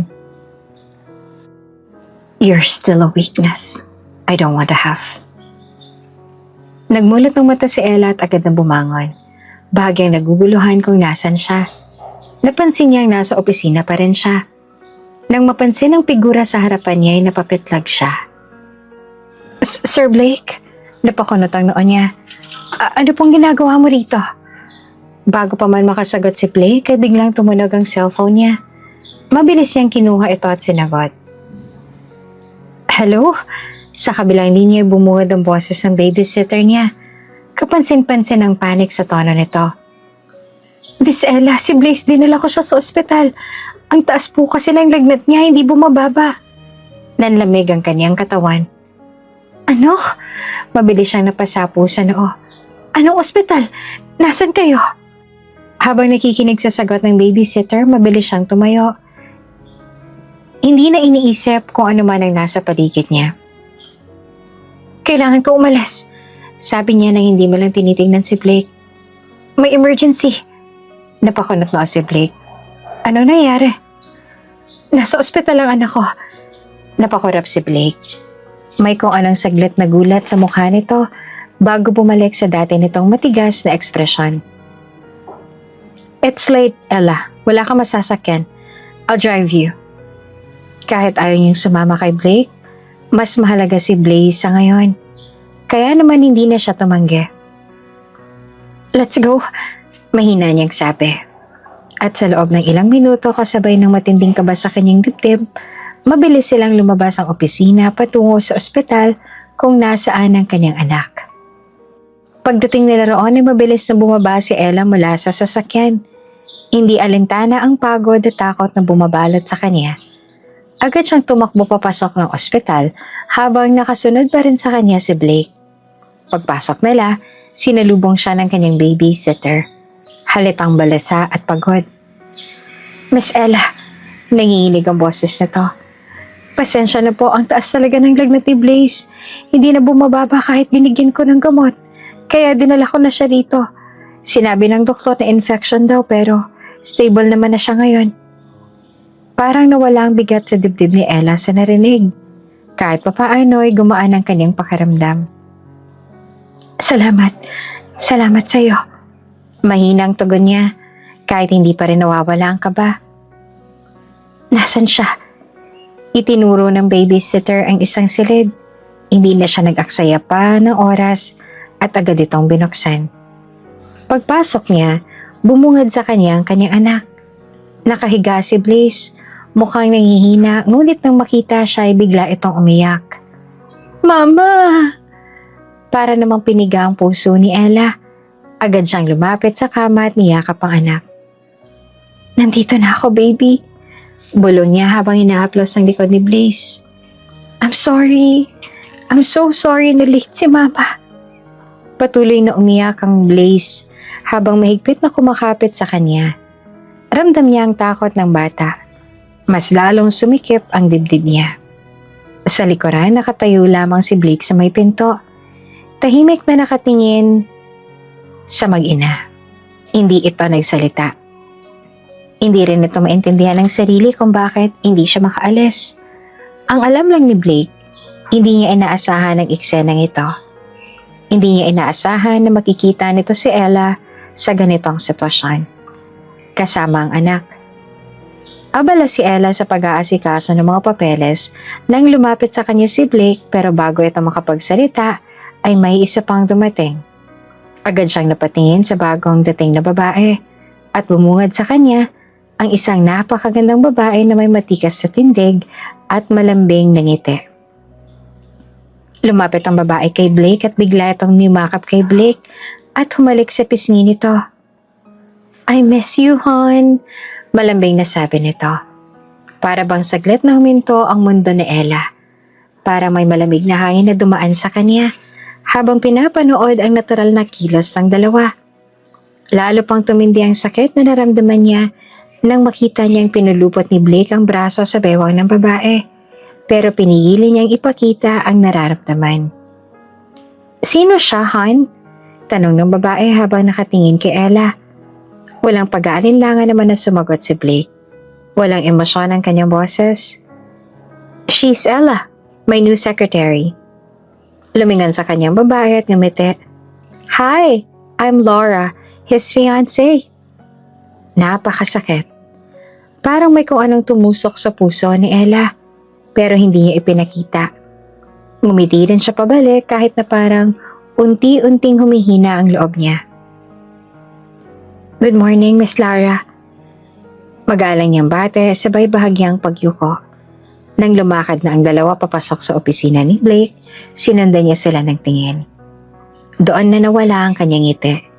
Hindi niya maintindihan kung bakit may kirot sa kanyang dibdib, kahit alam naman niyang wala siyang karapatan para maramdaman ito. Ngunit nang lingunin siya ni Blake, mabilis niyang ibinalik ang kanyang ngiti. Isang araw ay isinama siya ni Blake sa isang meeting sa isang sikat na restaurant sa syudad. Pagpasok nila, agad niyang napansin ang isang pamilyar na mukha, si Mara, ang dati niyang secretary. Nanlaki ang mga mata ni Mara nang makita siya. Ma'am Ella, bulalas nito bago mabilis na lumapit at niyakap siya ng mahigpit. Diyos ko, sobrang saya ko na makita kayong ayos lang. Ang dami kong gustong itanong sa'yo, ma'am. Ang tagal mong nawala. Wala akong naging balita sa'yo, ma'am. Bahagya namang napangiti si Ella. Masaya siya na kahit ilang taon nang lumipas, ay hindi pa rin siya nito nakakalimutan. Ngunit nang mapansin ni Mara si Blake sa likuran niya, napakunot ang noon nito, halatang nagtaka. Sir Blake, mahina nitong sabi bago tumingin pabalik kay Ella. Alam ni Ella kung anong iniisip nito. Alam niyang hindi nito inaasahan na si Blake ang kasama niya. Kaya agad siya nagsalita. Siya ang boss ko. Secretary niya ako. Nakita niya ang bahagyang pagkawala ng sigla sa mukha ni Mara. Ngunit pilit pa rin nitong umingiti. Ganun po ba? Akala ko hindi nito tinuloy ang sasabihin at nagpaalam na sa kanila. Mukhang may mahalaga kayong sadya dito. Hindi ko na po kayo aabalahin. Bumaling ito kay Blake at magalang na bumate. Nice to see you again, Sir Blake. Tumango lamang si Blake at walang emosyon sa mukha. Pagkaalis ni Mara, naupo sila sa kanilang pwesto at sinimulan ng meeting, kasama ang ilang negosyante. Si Ella, bagamat kinakabahan, ay pinilit na mag-focus. Ngunit bigla na lang, may dumating na isang lalaki. At napuno ng tensyon ng paligid nang makilala niya ito, si Mr. Escobar. Bago pa siya makagalaw, isang malakas na sampal ang dumapo sa kanyang pisngi. Ang tagal mo akong pinagtaguan, hayop ka! Mariing sabi nito, punong-puno ng galit. Natulala si Ella. Hindi niya inaasahan ng ganitong pangyayari. Sa isang iglap, parang bumalik ang lahat. Lahat ng takot na matagal niyang itinago. Ngunit bago pa makapagsalita si Mr. Escobar, isang malamig na tinig ang umalingaw-ngaw. Take your hands off my secretary. Lahat ay napatingin kay Blake, na ngayon ay nakatayo at nakatitig ng matalim kay Mr. Escobar. Halatang hindi ito natutuwa sa ginawa ng lalaki. Wala kang karapatan na saktan siya. Malamig na dagdag pa ni Blake. Security, ilayo niyang matandang ito dito. Agad na lumapit ang dalawang gwardiya ng restaurant. Sir, kailangan niyo na pong umalis. Napapikit si Ella sa kaba. Hindi niya alam kung ano ang susunod na mangyayari. Bago pa tuluyang lumabas si Mr. Escobar, sinulyapan siya nito ng matalim at bumulong. Hindi pa tayo tapos, Ella. Nang makaalis na ito ay agad siyang tinanong ni Blake. Are you okay? Mabilis siyang tumango kahit na nanginginig pa ang kamay niya. Oo, ayos lang ako. Kitang-kita pa rin ang takot sa mukha ni Ella. Kahit anong pilit niyang itago, hindi niya kayang itanggi ang pangangatog ng kanyang kamay at ang panlalamig ng kanyang katawan. Hindi niya rin mapigilan ang mabilis na paghinga. Pakiramdam niya ay bumabalik siya sa panahong akala niya ay matagal niya nang lalampasan. Kaya sa isang malalim na hinga, mahina niyang sinabi kay Blake, Sir, kung pwede po, gusto ko na umuwi. Naningkit ang mga mata ni Blake, waring pinag-aaralan ng ekspresyon niya. Pero sa halip na kontrahin siya, tumango ito. I'll take you home. Agad siyang umiling. Hindi na po kailangan. Nagtagpo ang mga mata nila at sa loob ng ilang segundo pakiramdam niya ay may gustong sabihin si Blake. Pero sa huli, hindi ito nagpumilit. Fine. Walang ibang sinabi si Ella at mabilis siyang tumalikod at umalis na sa restaurant. Hindi na naghintay ng sagot mula kay Blake. Pagdating niya sa apartment, halos mabitawan ng babysitter ang hawak nitong tsa ng kape nang makita siyang dumating ng mas maaga kaysa sa inaasahan. Ma'am Ella, anong ginagawa mo rito? Akala ko gabi pang uwi mo. Pero hindi siya sumagot. Ang nasa isip niya lang ay makita si Blaze. Nasaan si Blaze? Agad niyang tanong. Nasa kwarto po, naglalaro. Hindi na siya nag-aksaya ng oras. Mabilis siyang naglakad papunta sa silid ng anak. At nang makita si Blaze, agad siyang lumuhod at niyakap ito ng mahigpit. Mama? Nagtataka na tanong ng bata. Hinawakan ni Blaze ang mukha niya. Wari sinusuri kung ano nangyayari. Mama, bakit po ikaw umiiyak? Pero hindi siya sumagot. Sa halip ay masinigpitan pa niya ang yakap sa anak. Pilit na tinatago ang nangihilid na luha. Takot na takot siya. Mas natatakot siyang madamay ang anak niya sa bangungot na akala niya ay tapos na. Mula nung araw na yon, naging balisa na si Ella. Kahit anong pilit niyang itago, halata sa kanyang kilos na hindi siya mapakali. Sa trabaho, madalas siyang tulala. Kahit nasa harap na siya ng computer, hindi niya naisa sa puso ang ginagawa. Ilang beses siyang tinanong ni Blake, Ella, are you okay? At gaya ng dati, Sinungaling niyang sagot. Opo, ayos lang po ako. Pero alam niyang halata ni Blake na malalim ang iniisip niya. Lumipas pa ang mga araw pero hindi niya magawang ibalik ang focus niya sa trabaho. Kahit anong pilit niyang iwasan ng takot na bumabalot sa kanya, hindi niya ito matakasan. Hanggang sa isang araw, pumasok siya sa opisina ni Blake. Isang sobre. Ang kanyang resignation letter. Wala siyang sinabi. Wala siyang paliwanag. Basta na lamang siyang umalis. Nang makita ni Blake ang resignation letter, napakunot ang noon niya. She resigned? Tanong nito sa sarili at hindi makapaniwala. Bigla siyang napahawak sa noo. Hindi niya inaasahan ito. Kinuha niya ang cellphone at agad na tinawagan si Ella.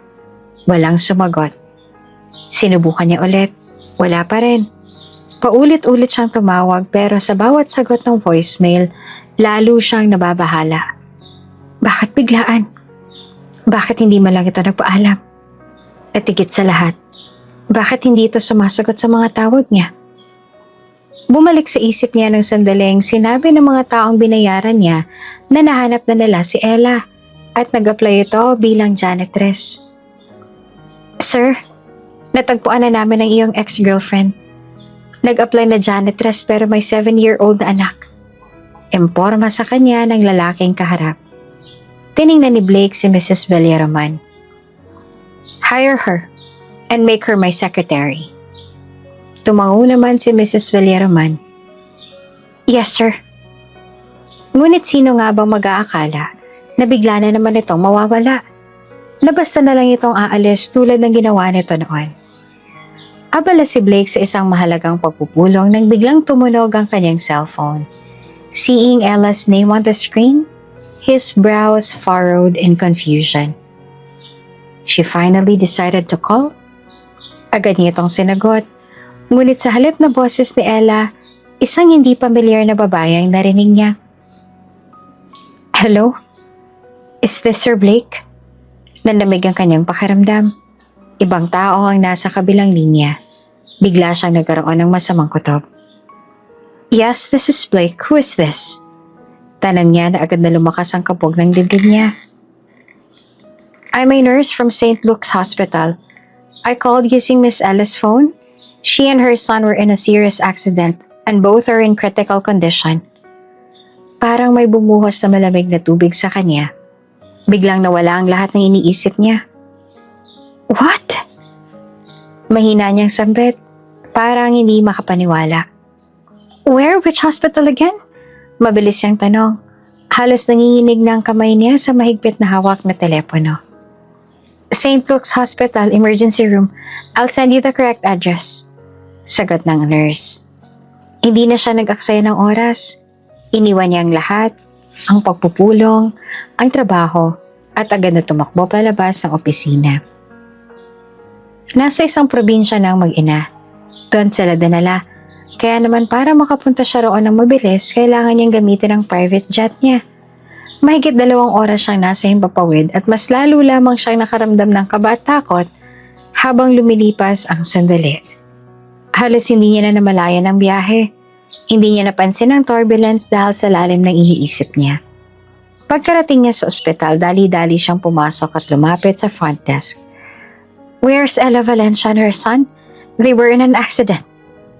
Tinignan ng nurse ang records at saka tumingin sa kanya nang may lungkot sa mata. They're still in the emergency room, sir. Napakuyom ang kamao niya. Ibig sabihin, malala nga ang lagay nila. Dahan-dahan siyang lumingon sa pintuan ng emergency room. Hindi maipaliwanag ang bigat na kanyang dibdib. Sa unang pagkakataon, hindi niya alam kung ano ang dapat niyang gawin. He felt completely helpless. Pabalik-balik si Blake sa harapan ng emergency room.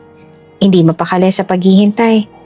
Ilang beses siyang napatingin sa relo pero parang ang bawat segundo ay mas tumatagal kesa sa dapat. Para siyang mababaliw sa kaba.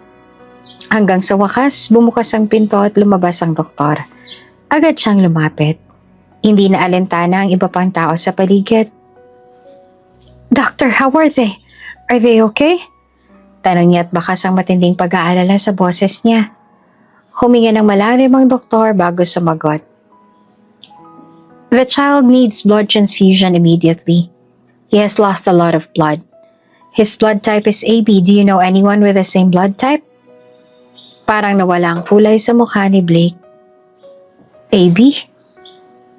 I am. I have an AB blood type. Agad siyang sumagot na hindi nag-alinlangan. I'll donate. Just do whatever you need. Save him. Tumango ang doktor, agad siyang dinala sa blood donation area. Habang kinukuha ang dugo niya, hindi niya mapigilan na mag-alala. Blaze, Ella, kailangan nilang mabuhay. Pagkalipas ng ilang oras, muli siyang bumalik sa harapan ng ICU. Naghihintay ng balita. Paglabas ng doktor, agad siyang sumalubong. Doc, how is he? Is he okay?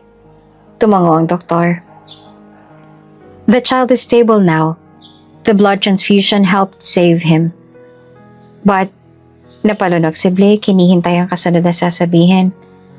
But the mother, her condition is still critical. We're doing everything we can, but she's not out of danger yet. Nanigas ang katawan niya, para siyang sinuntok sa dibdib. Transfer them both to the ICU. Do everything. Everything to save them. Madiin niyang utos. Hindi hahayaang mawala sila. 3 araw nang lumipas mula nang maaksidente sina Ella at Blaze. Naging mahaba ang bawat oras para kay Blake. Lalo na't walang kasiguraduhan kung kailan magigising si Ella. Si Blaze ay saglit nang nagising kanina, pero dahil mahina pa ang katawan nito, muling nakatulog. At si Ella, comatose. Parang bumagsak ang buong mundo ni Blake nang marinig niya iyon mula sa doktor. Hindi niya akalaing makikita niya si Ella sa ganitong sitwasyon. Nakahiga, walang malay, at hindi tiyak kung kailan magigising. Habang nakaupo siya sa waiting area ng ICU, dumating ang isang pamilyar na mukha. Si Mara, ang dating secretary ni Ella. Nakita niya ang lungkot sa mukha nito, pero may determinasyon din sa mga mata nito. Sir Blake, can I talk to you? Mahina nitong tanong. Tumingin siya dito at pagod ang kanyang ekspresyon. What is it, Mara? Huminga ito ng malalim bago nagsalita. It's about Ella and everything you need to know. Nagtama ang kanilang mga mata at nakita ni Blake ang matinding pag-aalinlangan kay Mara. Parang may mabigat itong sasabihin. Go on. Seryoso niyang sagot. Ma'am Ella never betrayed you, sir. She never cheated on you. Alam ko po ang lahat dahil naroon po ako at ako po ang lagi niyang kasama. Alam ko rin po kung gaano kayong kamahal ni ma'am. Kaya kahit kailan ay hindi niyo magagawang lokohin kayo. Diretso ang sabi nito. Everything she did it to protect you. Napalunok si Blake. Hindi agad makapagsalita. What do you mean? Mr. Escobar, he wanted revenge. He thought Ella's father was the one who killed his grandson. That's why he went after her. That's why she left you dahil nagbabanta si Mr. Escobar na idadamay ka at ayaw ni Ma'am Ella na madamay ka. Para siyang binuhusan ng malamig na tubig. What? He was going to use you to get to her. He wanted to ruin both of you. So she made you hate her instead, to keep you away from danger. Napatayo si Blake. Hindi makapaniwala. Why didn't she tell me this before? Muling lumingon si Mara sa ICU room ni Ella. Bakas ang lungkot sa kanyang mukha. Because she asked me not to. She wanted to keep you safe. Even if it meant you hating her. Hindi agad nakapagsalita si Blake. Ramdam niya ang bigat sa dibdib niya. And Blaze, nanlamig ang pakiramdam niya nang makita ang pag-aalangan ni Mara. He is your son, Sir Blake. Blaze is your child. Tumigil ang mundo niya. No, that can't be. Halos pabulong niyang sabi. Pero alam niyang hindi nagsisinungaling si Mara. Si Ella, ang anak niya. Anak niya kay Ella si Blaze. Napalunok siya. Hindi alam kung paanong tatanggapin ang lahat ng nalaman niya. Why now, Mara? Why are you telling me just now? Tanong niya. Halatang may bahid ng galit at pagsisisi ang boses niya. Because Ma'am Ella begged me not to tell you, sir.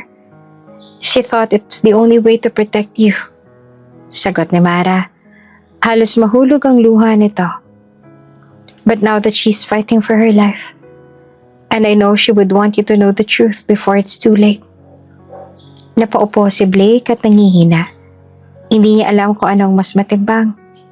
Ang sakit ng katotohanang iniwan siya ni Ella para protektahan siya, o ang pagsisising hindi niya ito naintindihan noon. At higit sa lahat, may anak siya. At baka mawala sa kanya nag-iisang babae na minahal niya ng higit sa sarili niya.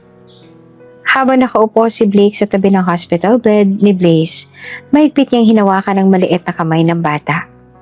Ilang oras na rin siya nagbabantay. Hinihintay ang pagising nito. Maya-maya, unting gumalaw ang munting katawan ni Blaze. Napapikit ito ng mariin bago iminulat ang kanyang malalaking mata. Saglit itong naguluhan bago napatingin kay Blake. Sir Blake?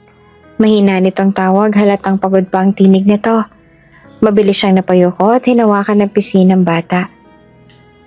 Anak, bulong niya. Nagtagpo ang kanilang mga mata at nakita ni Blake ang pagkagulat sa mukha ng bata. Anak? Ulit ni Blaze. Parang hindi sigurado kung tama ang narinig niya. Ngumiti naman si Blake, kahit may kirot sa puso niya. Oo anak, ako ang papa mo. Maling nanlaki ang mga mata ni Blaze. Tila hindi pa rin makapaniwala. Kayo po ang papa ko? Tumango si Blake at hinaplos ang buhok nito. Oo Blaze, ako ang papa mo. Halos manginig naman ang labi ng bata bago ito biglang yumakap ng mahigpit sa kanya. Totoo po? Totoo po ba ito? Niyakap siya ni Blake ng mas mahigpit. Ramdam ang init ng yakap ng kanyang anak. Isang bagay na hindi niya inakalang mararamdaman niya. Totoo anak. Pasensya ka na kung ngayon mo lang nalaman ha. Napahagulhol si Blaze. Masaya po ako papa. Masaya po ako na kayo po ang papa ko. Muling napuno ng luha ang mata ni Blake. Pero sa pagkakataong ito, hindi lamang sakit ang nararamdaman niya, kundi isang hindi maipaliwanag na kasiyahan. Ngunit biglang lumuwag ang yakap ni Blaze at tumingala ito sa kanya. Nasaan po si Mama? Napahinto naman si Blake. Hindi niya alam kung paanong sasagutin. Nakita niyang may lungkot sa mukha ng bata. Halatang naghihintay ito ng kasagutan. Ang mama mo, hindi pa rin siya nagigising anak. Napangiwi si Blaze. Kita sa mukha nito ang matinding pag-aalala. Mama, bumaba ang boses nito at tila naiiyak.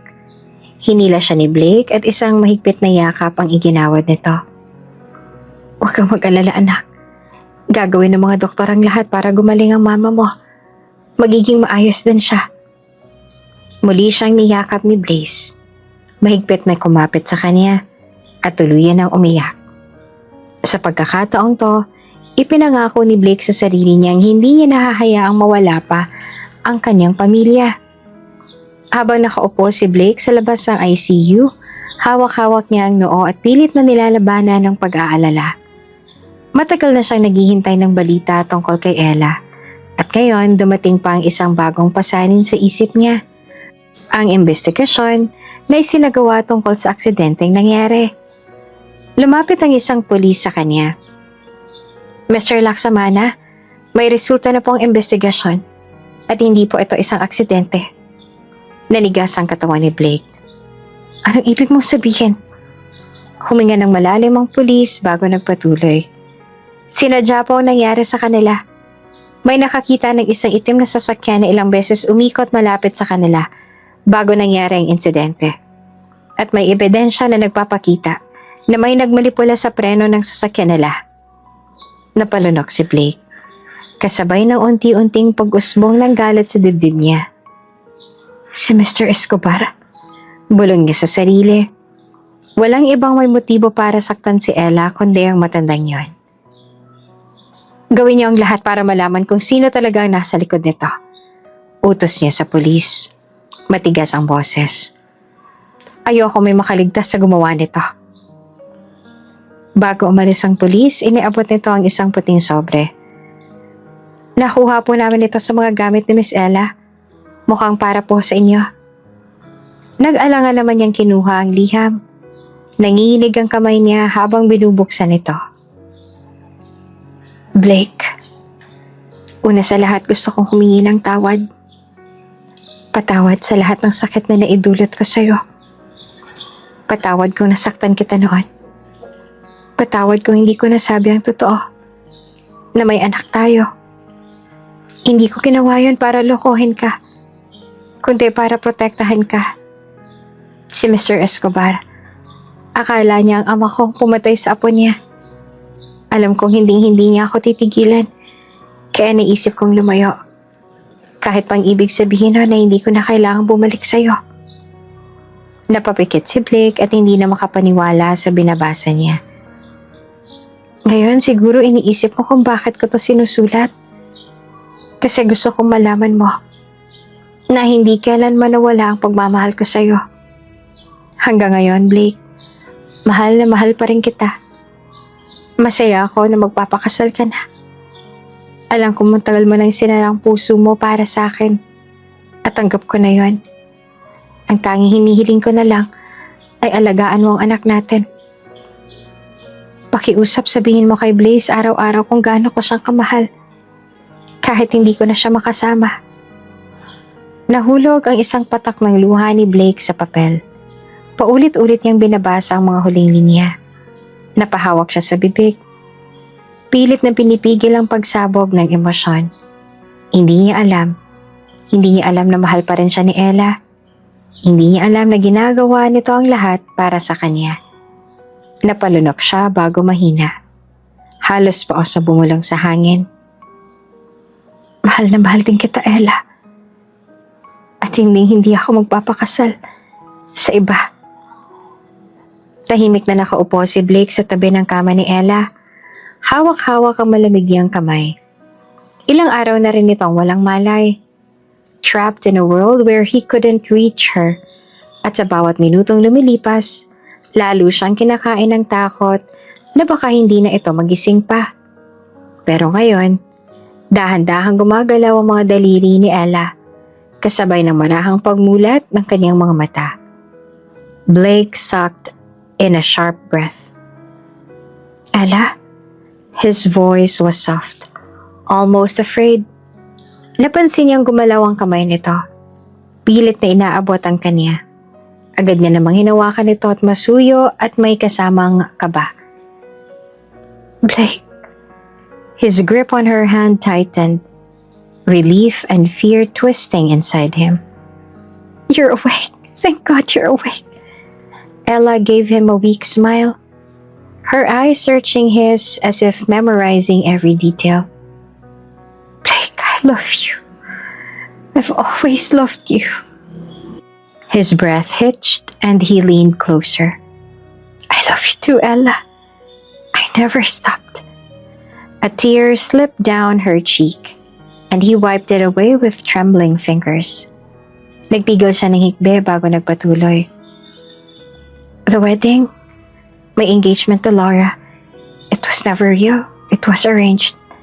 I don't love her. I never did. Ella's lips quivered. Is that true? Tumango ito, his eyes pleading for her to believe him. Only you, Ella. It has always been you. And I've already forgiven you. I just need you to stay. Please stay with me. Pinikit nito ang mga mata at nanginginig na huminga ng malalim. Nang muli itong magmulat, her gaze was softer, full of something he couldn't quite name. Blake, promise me something. His heart pounded. Anything. She gave him the smallest, saddest smile. Take care of Blaze. Love him. Tell him every single day how much his mother loved him. Blake's throat burned. His hands trembled. Ella, don't talk like that. You will tell him yourself. You're going to be fine. Nanatili ang ngiti nito. Ngunit ang mga mata nito ay nawala ng kislap. I love you, Blake. Always. Then her hand slipped from his. The heart monitor let out a long, piercing tone. Blake froze. Ella! Nangangatal ang boses niya. Ella, wake up! Please wake up! No response. No! Ella, come back! Don't do this! Panic crashed into him like a tidal wave. He grabbed her shoulders and shook her lightly. Nurse! Doc, please help her! Pumasok ang mga doktor sa loob. He stumbled back, his hands trembling as he watched them try to bring her back. Charging! Clear! Her body jolted from the shock, but the monitor still screamed its deafening endless tone. Blake clenched his fists, his nails digging into his palms. Not like this. Not now. Not when he just got her back. The doctor's voice sliced through the air like a blade. Time of death, 11:43 p.m. Blake's knees buckled. The world around him blurred as he sank into a chair, hands covering his face. His body shook violently, his breaths coming in broken gasps. No, this wasn't real. Ella couldn't be gone. She was just here, telling him she loved him. She was just here, smiling at him like she always did.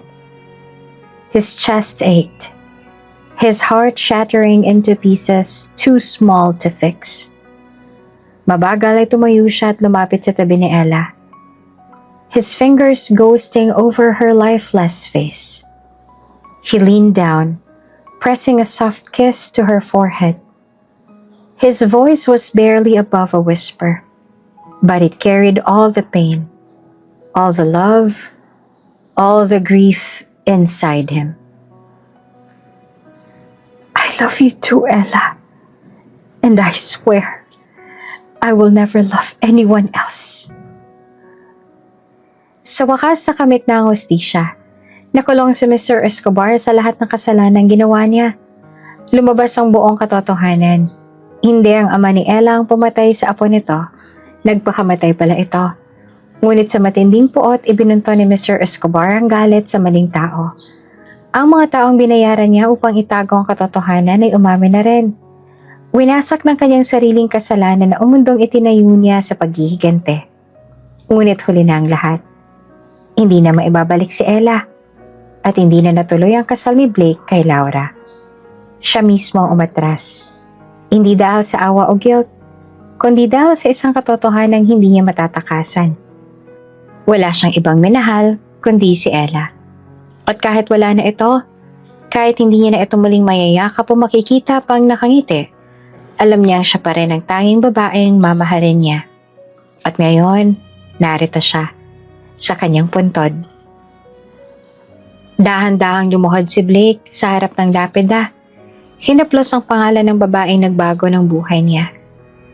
Ella Valencia sa tabi niya. Tahimik naman na nakatayo si Blaze. May hawak na puting lilis.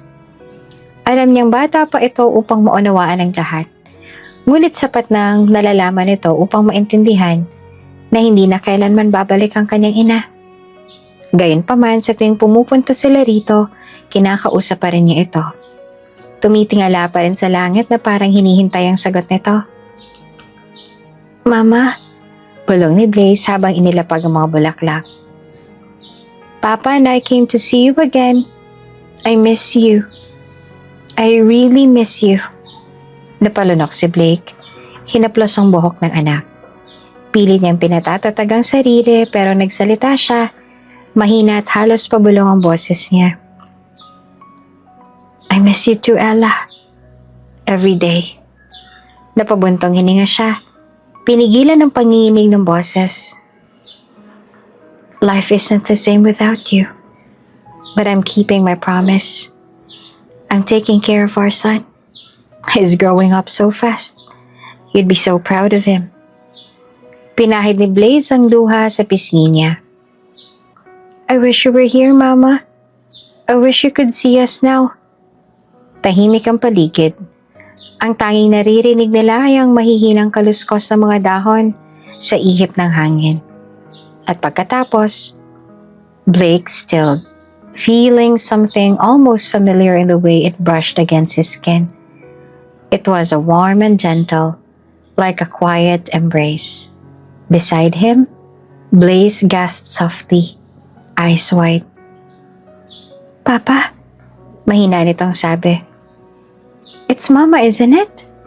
Nadaglag ang luha sa mata ni Blake. Hindi niya alam kung guni-guni lang ba ito totoo. Pero sa sandaling yon, pinili niyang maniwala. Yeah, bulong niya. She's here. And as the wind wrapped around them once more, Blake allowed himself to believe that somewhere, somehow, Ella was still watching over them, loving them, and always would.